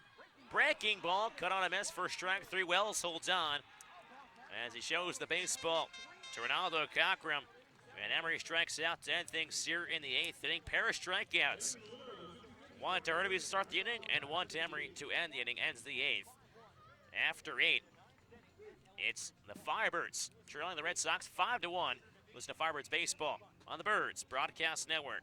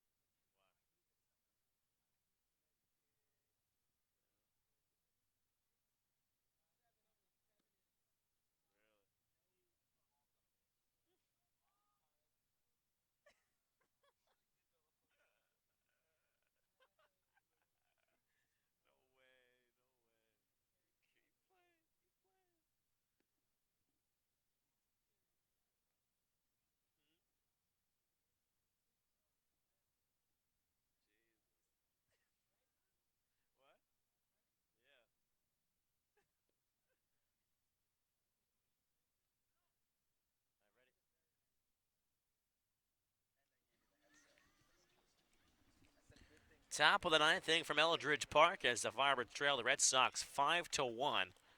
David Steele returned back to the hill for the Birds. 5 runs, 7 hits, 2 errors for YD. 1 run, 5 hits, 2 errors for the Firebirds. Orleans took a 1-0 lead after 3 before 3 in the 4th and 1 in the 5th, and now 1 in the 8th for the Red Sox. Has catapulted them into a 4-run cushion. 8-9-1 due up in this half inning. Jake Palmer, the right fielder, will dig in from the left side. Palmer Jr. from El Segundo, California, out of UC Irvine. 0 for 3 tonight, looking to change his fortunes here. First pitch fastball. Misses above the letters for ball 1. Third baseman McCabe on the grass. With Palmer, a bunt liability. Still working from the stretch from the first base side of the rubber. 1 out. Breaking ball hit hard over the Red Sox. Dug it off the netting. Got a ball and a strike. Strikeout in the 2nd, strikeout on the 4th, and a ground out in the 6th. Those are the 3 ABs for Palmer. As the Birds just trying to get to the bottom part of the 9th inning. Still comes set. The 1-1. Fastball fouled off the catcher. Emery off the padding behind home plate. It's 1-2. Now, I know this sounds kind of weird, but this is what YD does offensively every night. They average 4.9 runs per contest, which ranks 3rd on the Cape this summer. Their pitching staff has really carried the weight tonight, only holding Orleans to 1 run. That has been the difference maker tonight for the Red Sox is Scott Pickler, and he's happy out of them. 1-2 breaker stays up. It's 2-2. And that shouldn't really be a surprise for the Birds pitching staff that they held YD to their meat. You wouldn't expect anything other than the best pitching team on the Cape, but their offense has been slow, shy of just that one run in the third. They've had a couple opportunities, just haven't cashed in here, and have shot themselves in the foot a couple times. That will do it to you in the playoffs. 2-2. Fastball upstairs, wave and a miss for strike 3. Palmer goes down swinging. Fastball touches 89, and Palmer goes down on strikes for the third time. Talking about the Orleans offense for a sec, they've left 7 runners on base tonight, and they've only had 5 hits. That's going to be tough to win with when you're spoiling opportunities, when you're not getting too many guys on. Well, as Kelly Nicholson would say in the next inning, just get the bases loaded, hit a home run. Yeah, he's a big fan of get a couple guys on, hit the 3-run blast. We've yet to see a grand slam this summer. Well, tonight wouldn't be a bad night for number 1. Probably not. So Jack Wold will pinch hit here in the 9 spot. The sophomore from UNLV. Ranking ball, check, swing. He goes around, says Ronaldo Cochran, hoping umpire for strike 1. So Sam Hall, the second baseman from Clemson, his evening will end 0 for 3. Wold hitting .241 in the regular season, including 3 long balls and 20 RBIs. 0-1 from Steele. Fastball lined down the right field line over the first baseman Esquera. It rolls up onto the hill and out of play. A ground rule double for Jack Wold. So it seems like every time Scott Pickler calls in a pinch hitter, it pays off, and it does here with 1 down in the top of the 9th. Get ready. We're going to get a pinch runner right here as well. I'd imagine the Whitey Red Sox would try and get a speedster into this ball game to run for Wold, try and tack on another insurance tally. And it looks like that's exactly what's going to happen. Scott Pickler knows a 4-run lead with his pitching staff might not be safe. He's going to bring in R.J. Yeager to pinch run at second, and Yeager would presumably stay in the ball game and man second base in the home half of the 9th. So Yeager now pinch running over at second base as Wyatt Young, the shortstop from Pepperdine. Quiet night for him, 0 for 4 with 3 strikeouts. We don't say that very often about Wyatt Young, who hit .338 this year for the Red Sox. Was in it for a long time for leaders in the average column. Dipped down a bit there towards the end of the season, as he now has an RB opportunity. The runner on second base and just 1 down. David Steele once again in a jam as he steps off the first base side of the rubber. Raises his arms over his head and gets settled in from the rubber. Yeager leading off at second base. Tanner Murray holding him on just a bit. Steele comes set. Looks back. Yeager at second. First pitch to Wyatt Young is sliced down the third base side out of play. Over onto Route 28. It's 0-1. Thomas, we mentioned it earlier in the ball game, but what makes this Whitey lead so much more impressive, Wyatt Young and Austin Wells, the 2 best hitters on this Red Sox team, a combined 0 for 7 with 5 strikeouts. Yet the Red Sox are still leading 5-1. Just the right guys at the right time, hitting well for the Red Sox. 0-1 to Wyatt Young. Fastball runs up and out of the zone. It's a ball and a strike. Young, 5'7", 165 sophomore from Honolulu, Hawaii. We also have an update on the Harwich Mariners no-hitter. It's the first playoff no-hitter on the Cape since August 11th, 1991. Jason Varitek caught that no-hitter. Gotta love that. 1-1 breaking ball. Cut on a miss for strike 2. It's 1-2. Behind us, Mets back in the heyday with Jason Varitek. You surprised the Mets got no hit? So count a ball and 2 strikes now on Wyatt Young.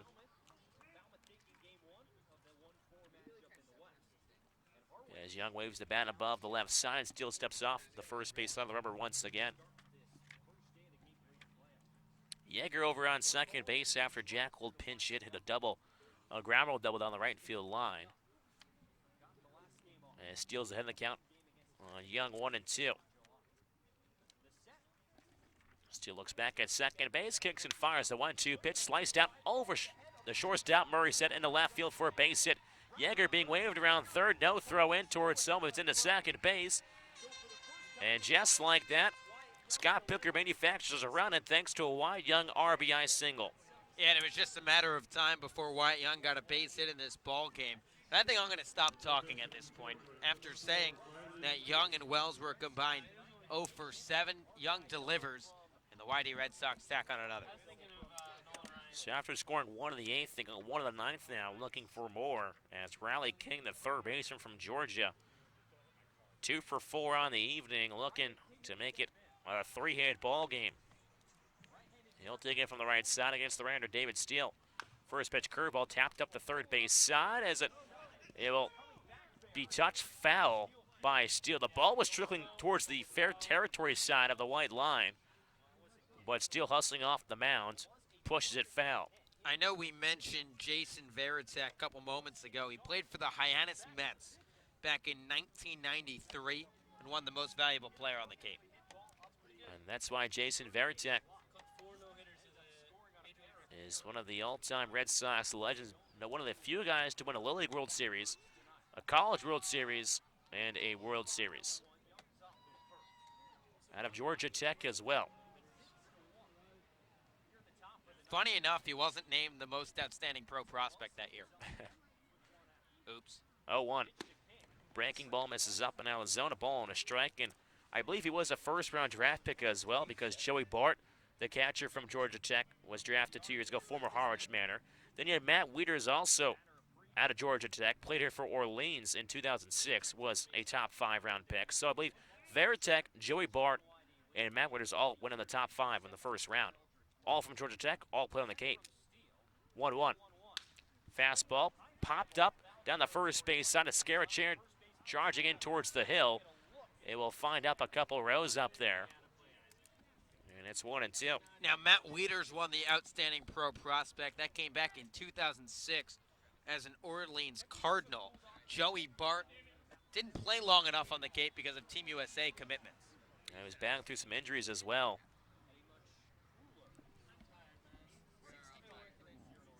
Just shows you the pipeline for the MLB runs through Cape Cod. So you never know who you're watching here at a Cape League game. 1-2 to King. Breaking ball in the dirt, swung right through for strike 3. As Emery holds on and retires King.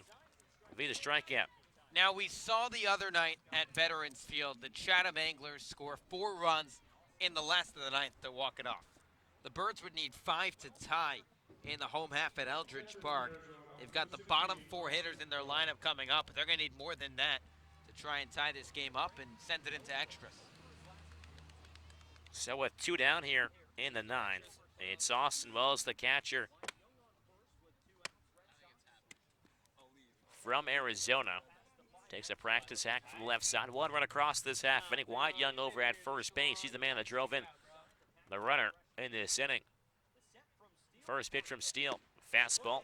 Swung on a miss for strike 1 to Austin Wells. 0 for 3 tonight with a walk. Just 3 for now, 26 against the Birds this season. Has worked now 5 walks, but struck out 11 times. Still set at the belt. Takes a deep breath, the 0-1. Breaking ball just misses the outside edge. It's a ball and a strike. So David Steele, native of Manchester, Connecticut. Northeastern trying to work his way through the power hitting catcher out of Arizona, Austin Wells. Young takes about a 2-foot lead off of first base. The 1-1 from Steele, breaking ball gets through the wickets of Rob Emery over towards the odd deck circle, the Firebirds side. As Young able to take second base. And now, once again, the Red Sox have a man in scoring position with 2 down. So base knocked out, can score Wyatt Young from second base. It'll be a wild pitch going against Steele, but he's ahead on Wells, 1 and 2. 6-1 Red Sox lead top of the ninth inning. Runner on second base, 2 down. Steele flaps the glove above his ear. Now comes set from the belt. The 1-2.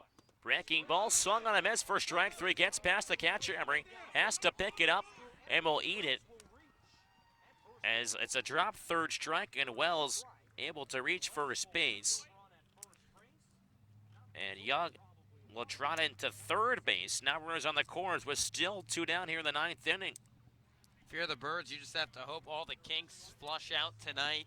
You go back to Red Wilson Field, you sneak a victory on the road, then come back in a win-or-go-home game at Eldridge on Sunday night, because things are just not going the Birds' way this evening.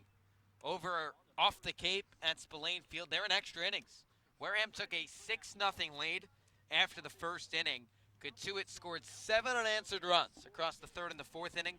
Wareham tied it up with a run in the 7th, and they're in the 10th. So wild things going on in Wareham. Another wild thing going here in Orleans. David Steele could have 4 strikeouts in this half inning. He has struck out the side now with that Austin Wells strikeout. After each base on the drop third strike, Rob Emery displays the first and third signal to the middle infielders. And Tanner Moore, the shortstop, and Shea Whitcomb, the second baseman. So Brad Beasley, who was 0 for 3 tonight, walked in his last AB and came around to score in the 8th. Awaits the first pitch from David Steele. The first pitch. Fastball popped up and out of play behind home plate. And the press box is 0-1. So Young, who drove in an RBI single, awaits over at third base. And now Austin Wells over at first after the drop third strike. 6-1 Red Sox lead here in the top of the ninth inning.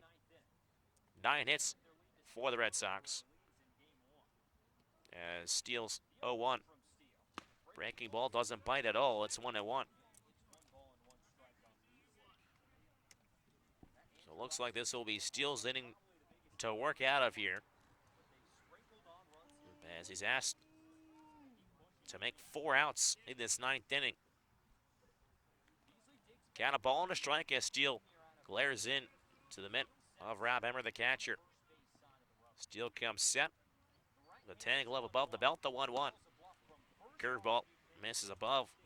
It's 2-1 after Wells was dancing off of first base, looking like he was going to run towards second, then all of a sudden stopped about. Now it's, sorry Thomas, it's tough to take takeaways, positive takeaways from a 6-1 defeat. But for Orleans, they had Chase Wallace to 2 1/3, and they've only used 3 pitchers tonight. Keep the bullpen fresh for tomorrow. 2-1 pitch, fastball misses, pump fake from Rob Emery. Doesn't fool Why Young over at third base, and Austin Wells takes second base. So now the force is out at second. Runners on second and third, 2 down. Got 2 balls and a strike on Beasley. Excuse me, 3-1 on Beasley after the last pitch.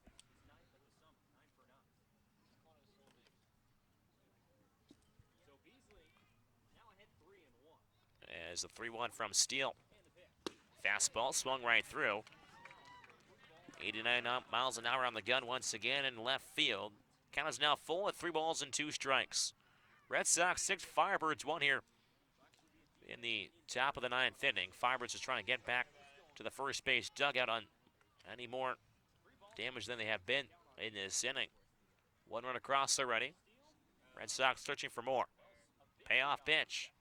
Breaking ball in the dirt. Beasley lays off and works his second walk in this ball game. As now the bases are loaded for Carson Taylor, the switch inning DH from Virginia Tech.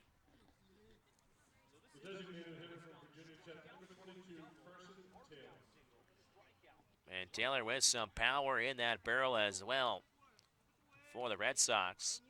He had 2 home runs and 33 ABs this year.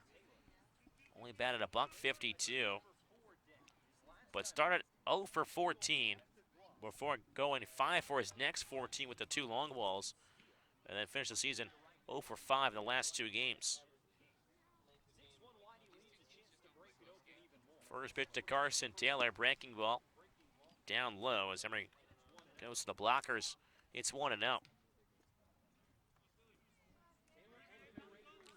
Bases loaded, 2 down here in the top of the ninth. 6-1 Red Sox lead.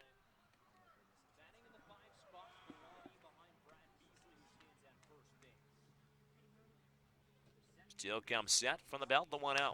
Fastball, slow chopper to the right side. Coming in as a second baseman, Whitcomb bobbles it, and it stays in on the infield, and everybody is safe. So Young comes in to score.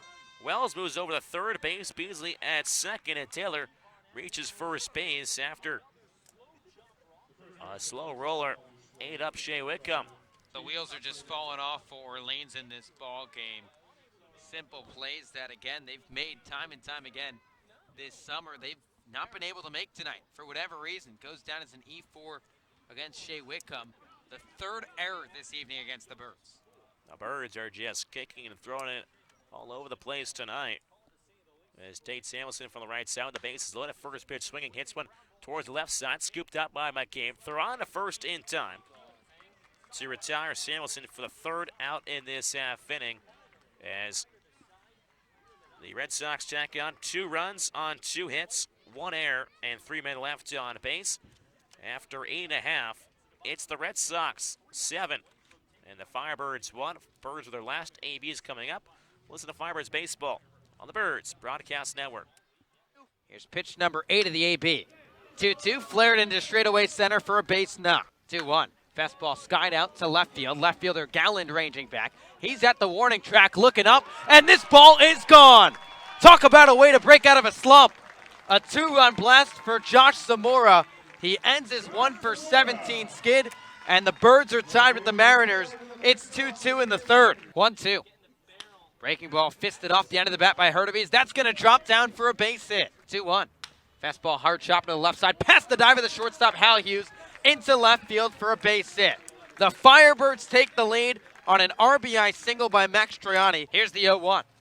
Fastball crushed deep left field. Galland ranging back. He's looking up. This one drops down. This ball is gone.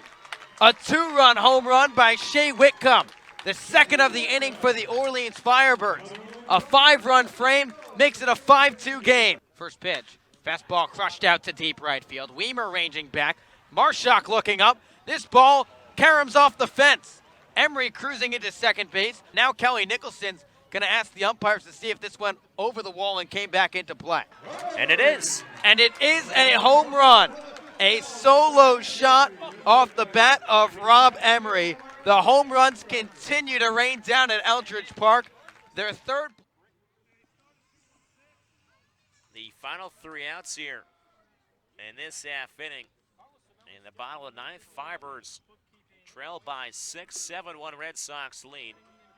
As Emili's back on the hill to close things out. First pitch is Zach Kokoska. Fastball tails out the outside corner for ball 1. Kokoska was a defensive sub back in the 8th inning for Zach Britt, and now making his first AB in this ball game.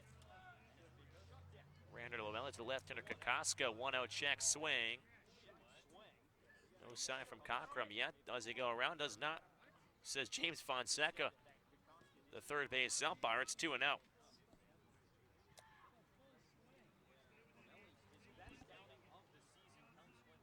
Scott Bicker thinking he went around down there. Does not, though. As a 2-0 fastball misses low and out. It's 3-0. So Kokoska trying to be the leadoff man aboard here, which could go a long way to the Firebirds trying to come back in this ball game in the 9th. Just 5 hits so far for the Birds. 3-0 from Lamelli. Fastball sported at the knees on the outside edge. First strike 1. Lamelli with 36 strikes, 27 balls. 63 pitches now for the right-hander from St. Mary's. The 3-1. Fastball comes up and in, ball 4 to Kokoska. And here come the Firebirds.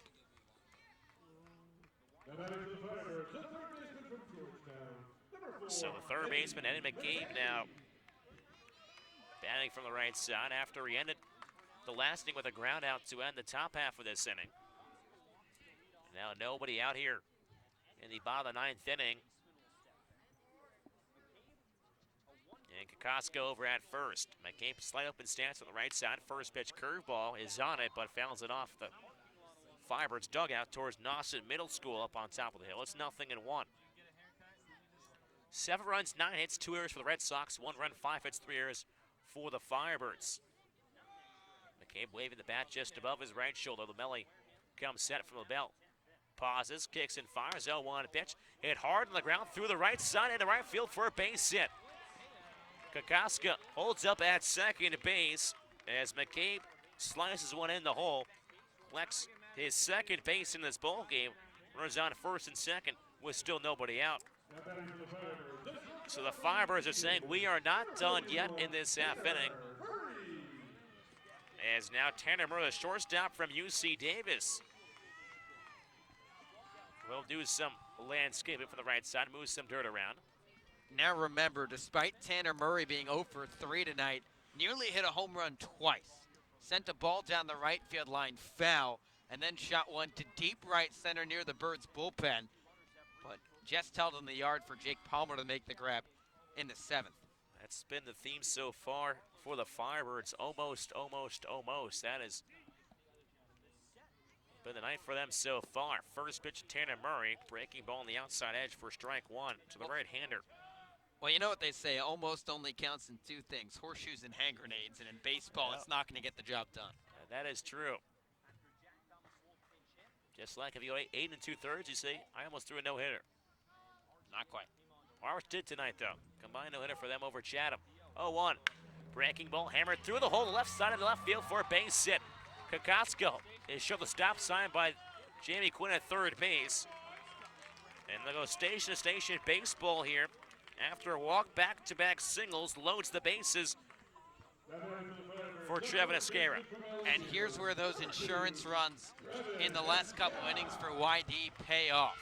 The Red Sox scored 2 in the top half of this frame.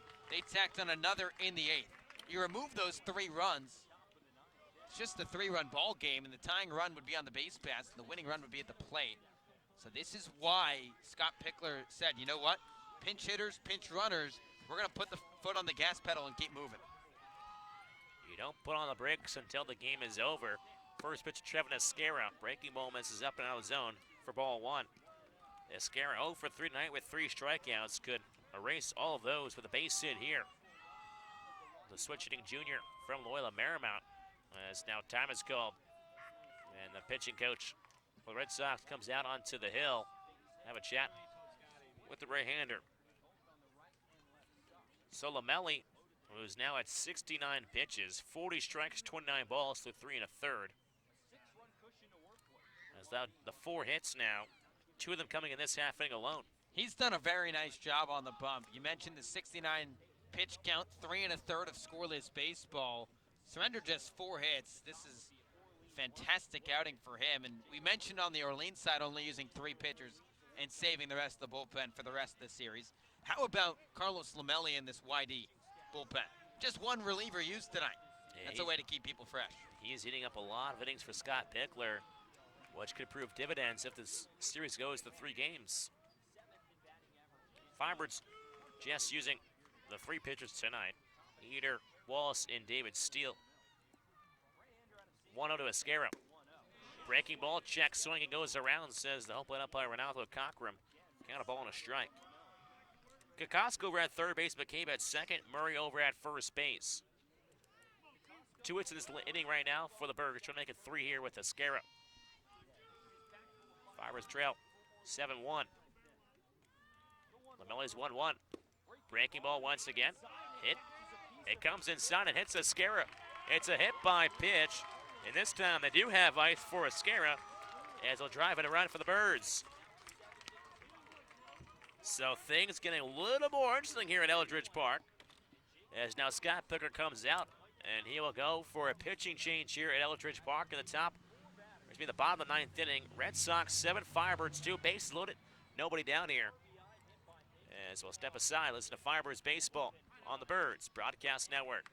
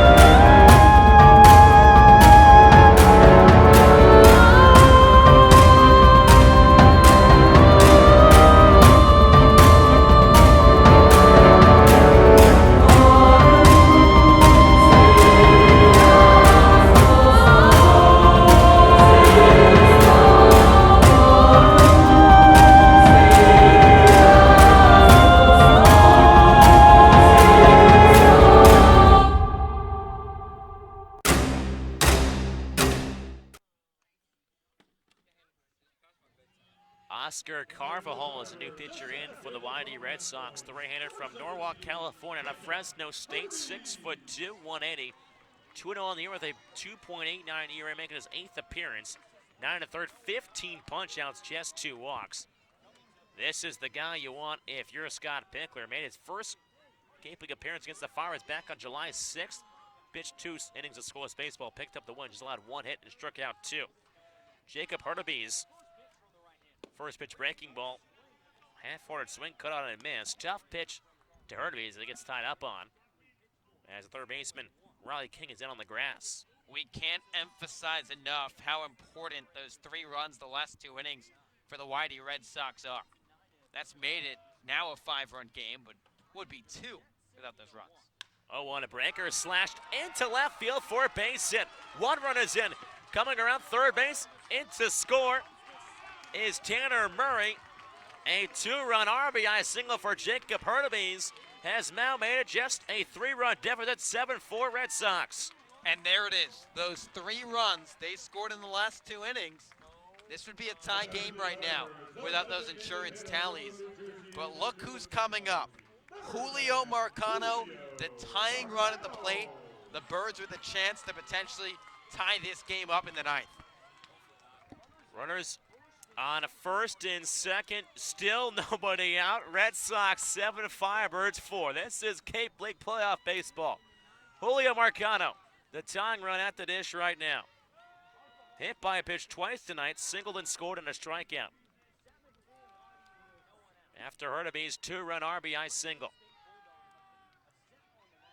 Marcano from the right side, Carvajal, first pitch breaker on the outside corner for strike 1. Marcano with the 1 home run on the season, came back into Brewster earlier in the year. His second go-around with the Birds. Marcano with 5 RBIs on the year, has one out there at second base. 0-1 from Carvajal. Breaking ball, wave and a miss for strike 2. It's 0-2. Marcano went down, he lunged at it, almost went down to a knee there. Girardi waits on deck, the left fielder from Bentley. If they can get to him and Shea Whitcomb, those are the prime hitters in this lineup, 3-4 hitters for the Birds. Marcano waits the 0-2. Carvajal comes set. Marcano chokes up on the barrel. The 0-2. Fastball on the outside corner for strike 3. And Marcano goes down looking. Ronaldo Cockrum wasn't sure what the count was. Yeah, I think Ronaldo Cockrum lost track of how many balls and strikes there were. It was 0-2 to Marcano, and he gets punched out. But how about this? The hero all summer long, Max Troiani. He's put a couple good swings tonight to the deepest part of the ballpark. He's yet to hit a home run this summer. Can he deliver here? So Troiani taps home plate, a pair of times to the right side. Runners on first and second. Red Sox 7, Firebirds 4. 1 down here in the bottom of the 9th inning. Red Sox trying to take a 1-0 series lead over the Firebirds. First pitch fastball.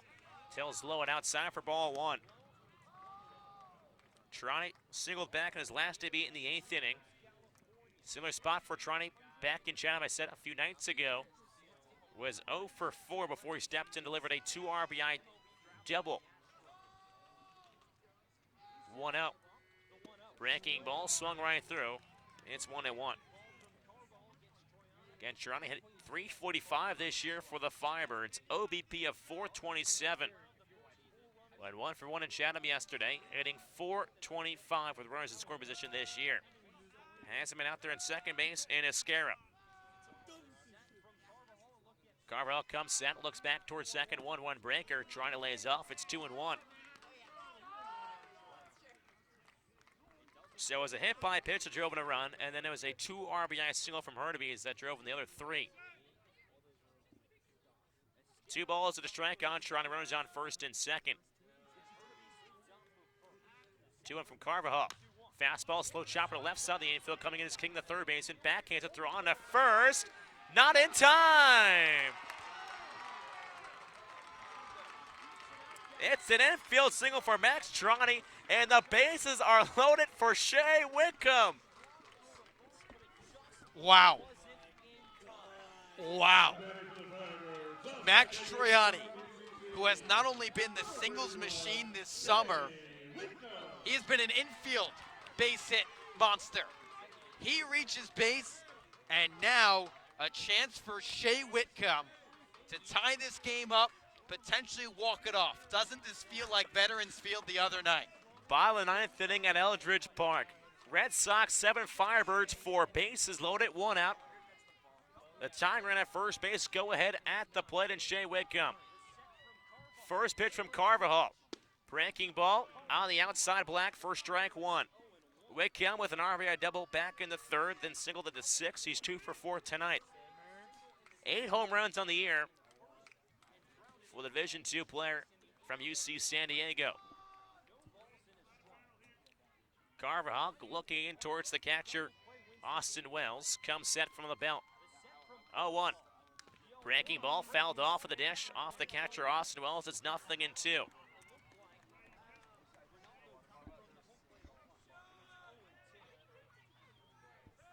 Esquera off a third. Hurtubise at second and Trani at first.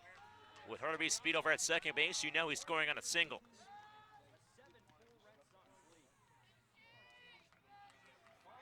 Carvajal had the count 0-2. As the Birds, faithful here that have remained, getting restless.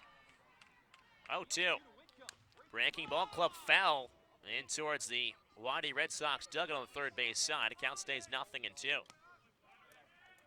So Whitcomb looks down towards Jamie Quinn in the third base coach's box. No balls and 2 strikes on Whitcomb. Bases loaded. Bottom of the 9th inning, 7-4 Red Sox lead. 1 down in the inning. 0-2. Fastball cut on a miss for strike 3. And Whitcomb goes down swinging for the second out. And now the Birds are down to their final out. And Rob Emery, the catcher from San Francisco. And Rob Emery on multiple occasions this summer has shown the power. 4 home runs for Emery this year on the Cape. Had 5 this past spring at San Fran. He grew up coming to Orleans Firebirds clinics and Orleans Cardinal games. This is almost coming full circle now for Rob Emery. Here in game 1 of the East Division Series, Firebirds trail 3. First pitch, breaking ball inside corner for strike 1. Emery not happy with the call as he exchanges with Ronaldo Cockrum a few words. As Carvajal came into this ball game to face Hurtubise, gave up a 2 RBI single, strikeout Marcano, single by Troiani, and now a strikeout by Whitcomb. 0-1. Breaking ball, chopped over towards the Red Sox dugout in foul territory. It's 0-2. Bottom of the 9th inning here from Eldridge Park. Firebirds with the tying run over at first base. Go ahead at the dish. Bases loaded. Red Sox 7, Firebirds 4. 3 runs across here in the 9th inning. Firebirds trying to make it a tie or a win or just make it closer. Carvajal comes set, the 0-2. Breaking ball, fouled off, or it's hit by pitch, excuse me.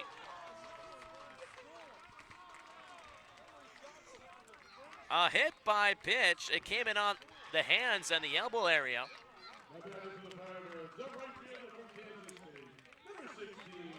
As it drives in a run, Esquera comes in to score. And the bases are loaded still here in the 9th inning. Emery over at first base is now, it's Zach Kokoska. Yeah, and they're going to get a pinch runner at first base for Rob Emery. Zach Daniels likely to come out of that first base dugout. Go to run for Rob at first. Again, the tying run is in scoring position. And think about who it is. Jacob Hurtubise, who might be the 2nd fastest player on the Cape, and Max Troiani, who also has great speed. A single for Kokoska potentially ties this game up. A double in the gap may win it. Red Sox 7, Firebirds 5 here. Bottom of the 9th inning, 2 down, bases loaded. It is Zach Kokoska who started out this inning with a leadoff walk, then came around to score on the hit by pitch by Esquera. You mentioned the speed on the base pass, and Daniels is indeed over at first base. Carvajal trying to win this here for the Red Sox. Kokoska backs out from the left side after he calls time. Looks at his black and tan barrel. Trying to drive in at least a run or two here for the Firebirds. First pitch to Kokoska. Breaking ball in the dirt, just kept in front by Austin Wells, who backhanded the breaking ball. Orleans with 9 hits in this ball game, same as the Red Sox. Just a 7-5 Red Sox lead now. As you mentioned, Josh, those insurance runs really coming back to aid the Red Sox here. They scored 1 in the 8th and 2 in the 9th. 1 out. Breaking ball in there at the knees for strike 1 on Kokoska. It's 1-1. Hurnaby's off at third. Trani over at second base. Daniels off at first. Count a ball and a strike here on Kokoska. He waves the bat back towards Carvajal. Carvajal set at the belt. Kicks and deals the 1-1. Breaking ball misses up. It's 2-1. So Kokoska now in a hitter's count with 2 down here in the bottom of the 9th inning. Trying to be the hero for the Firebirds. They trail by 2, 7-5 here. Bases loaded for the Birds. Nowhere to put him for Carvajal. Carvajal comes set once more. Looks into Austin Wells, the catcher. The 2-1. Breaking ball misses high once again. It's 3-1.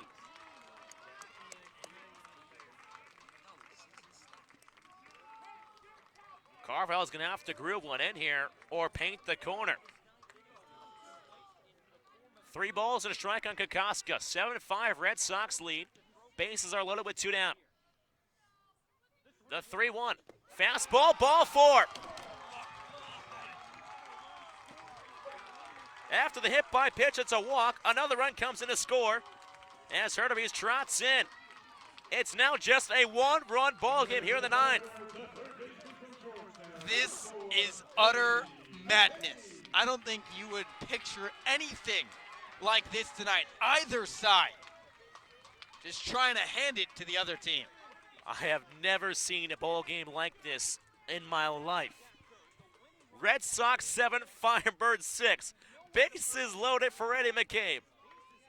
As Austin Wells looks in towards the dugout on the third base side. As now the pitching coach for the Red Sox wanders out towards the hill.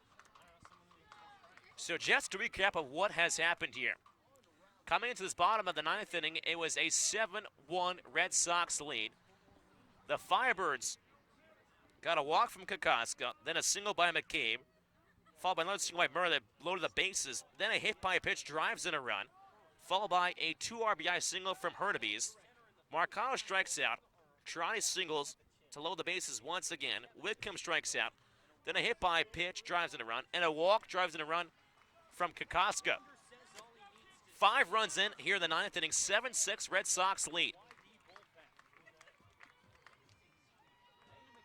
So it's up to Eddie McCabe, the third baseman from Georgetown with 2 down, to try to tie this ball game up or drive in the go-ahead run. The game-winning run, in Zach Daniels at second base. Righty-righty matchups. Carvajal dangles his arm from the right side. Looks in towards the catcher, Austin Wells.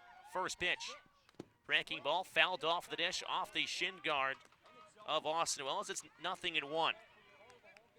Carvajal laboring on the mound right now. 22 pitches through 2/3 of an inning. Bases loaded, 2 down. 7-6 Red Sox lead. Carvajal once again looking in towards Wells. 0-1. Breaking ball in the dirt. As McCabe goes lunging at it in the dirt, it's 0-2. Firebirds trying to win this ballgame here in the 9th. Bases loaded, 2 down. 7-6 Red Sox lead. No balls and 2 strikes to count. Carvajal's pitch. Fastball misses low and out. It's 1-2 now. And McCabe taking a close pitch there, but if there's anybody who knows the strike zone, it's Eddie McCabe. Very patient at the dish. Carvajal comes set. Kicks the 1-2. Breaking ball, slow jumper back to Carvel. Fields it. Throw on to first. It's in time. And Carvajal works out of the ninth inning here. The Firebirds stranded the tying run at third base. The game-winning run at second. And YD has taken a 1-0 series lead as they defeat the Firebirds here at Eldridge Park, 7-6. Holy mackerel. But what an effort from the Firebirds in that ninth inning. Put up a 5 spot. But again, Josh, those 3 runs, 1 in the 8th and 2 in the top of the 9th by the Red Sox, comes back and hurts the Firebirds. Yeah, that's exactly the way that it goes. You think about the simple plays, and you can break it down to a few of them. You have a poor fielding play by Shea Whitcomb on the right side, the overthrow that the Birds made 2 errors on the same play that allowed some runs to come in. And you just thought YD was trying to do too much, trying to pour it on, and rightfully so. And it paid off as the Birds scored 5 in the 9th, but unable to come on top. So the Red Sox, 7 runs, 9 hits, 2 errors. And the Firebirds, 6 runs, 9 hits, and 3 errors. Stay tuned as the Birds Eye View post-game show is about to get going here on the Birds Broadcast Network. And so take a look around the Cape League really quickly at some of the other scores around the league. Falmouth again defeats Bourne 3-2. Wareham comes up on top after 10 innings, 8-7 victory for the Gatemen. And then, of course, over in Chatham, Harwich combined no-hitter over the Anglers, 1-0. As we'll take a look at that Wareham game, and that's absolute craziness going on today around the Cape League. It is a walk-off single for Trey Lipscomb for the Gatemen to deliver a 8-7 victory for the Gatemen. As Scotty Gage is set down on the first base side. We have found him now here alongside as Scotty, we will now send it over to you. Thomas, thanks so much, man. Here with Jacob Pertubes. And Jacob, what a marathon of a final inning that was. Of course, didn't fall the way you guys wanted it, but it says a lot about the Firebirds here tonight. Yeah, absolutely. We have a lot of fight in us. Tomorrow's going to be the same story. We're not going to go down without a fight. Hopefully push it to 3 games, get back here on, what is it, Saturday? I have no idea, really. Yeah. So we're going to keep fighting until the end for sure. So, hey, how about that? I mean, I know you guys scored 5 runs. You know, it was just so close with the tying run on third base. But looking forward to tomorrow, I know you guys are going to just kind of have that same mentality you came into it today. But the rest of the night tonight, you know, what's it going to be like with the guys tonight? I think we're going to stay confident. I mean, we kind of have the momentum going into tomorrow, just knowing that we can't put up runs in big numbers. So just staying confident with what we've been doing all year. There's a reason we were the #1 or co-champions in the East. So just keep doing what we're doing. Before the game, you told me that, you know, the energy has just been fantastic with these guys in the clubhouse and all that, and the memories and the relationships you guys have been awesome. I have to think, you know, of course you guys didn't win this game or tie it up in the 9th inning, but that's an amazing memory. It's coming back and, you know, marking your foot in this ball game tonight, huh? Yeah, absolutely. I mean, we put up a great fight. It would have been awesome to obviously win this game, make the series 1-0 for us, but definitely one we're going to remember. It's 3-game set. We'll see you tomorrow. Thanks so much for the time. Jacob Pertubes, you're the man. Guys, we'll send it back over to you. Thank you, Scotty and Jacob. What a wild and wacky finish here at Eldridge Park. We're now joined by Max Strani, the Firebirds left fielder. Max, that 9th inning, you guys were down big, 7-1. You put up 5 runs in that 9th. What does it say about this team? You know, it says we got a lot of fight. We had a couple of these episodes during the season, and you know, obviously we wanted to finish off right there, but just not what happened, and you know, it just shows you how wacky the game is. So we're just going to take the momentum into tomorrow.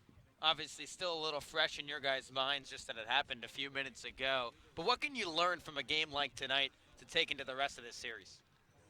Never quit. You know, they threw 2 pretty good arms at us today. I thought we hit the ball hard all day long, right at guys, and you know, in gaps that they just kind of tracked down. And I think we played a little sloppy on defense. So there's a lot of, you know, room for improvement on our side, but you know, I think we're ready to go for tomorrow.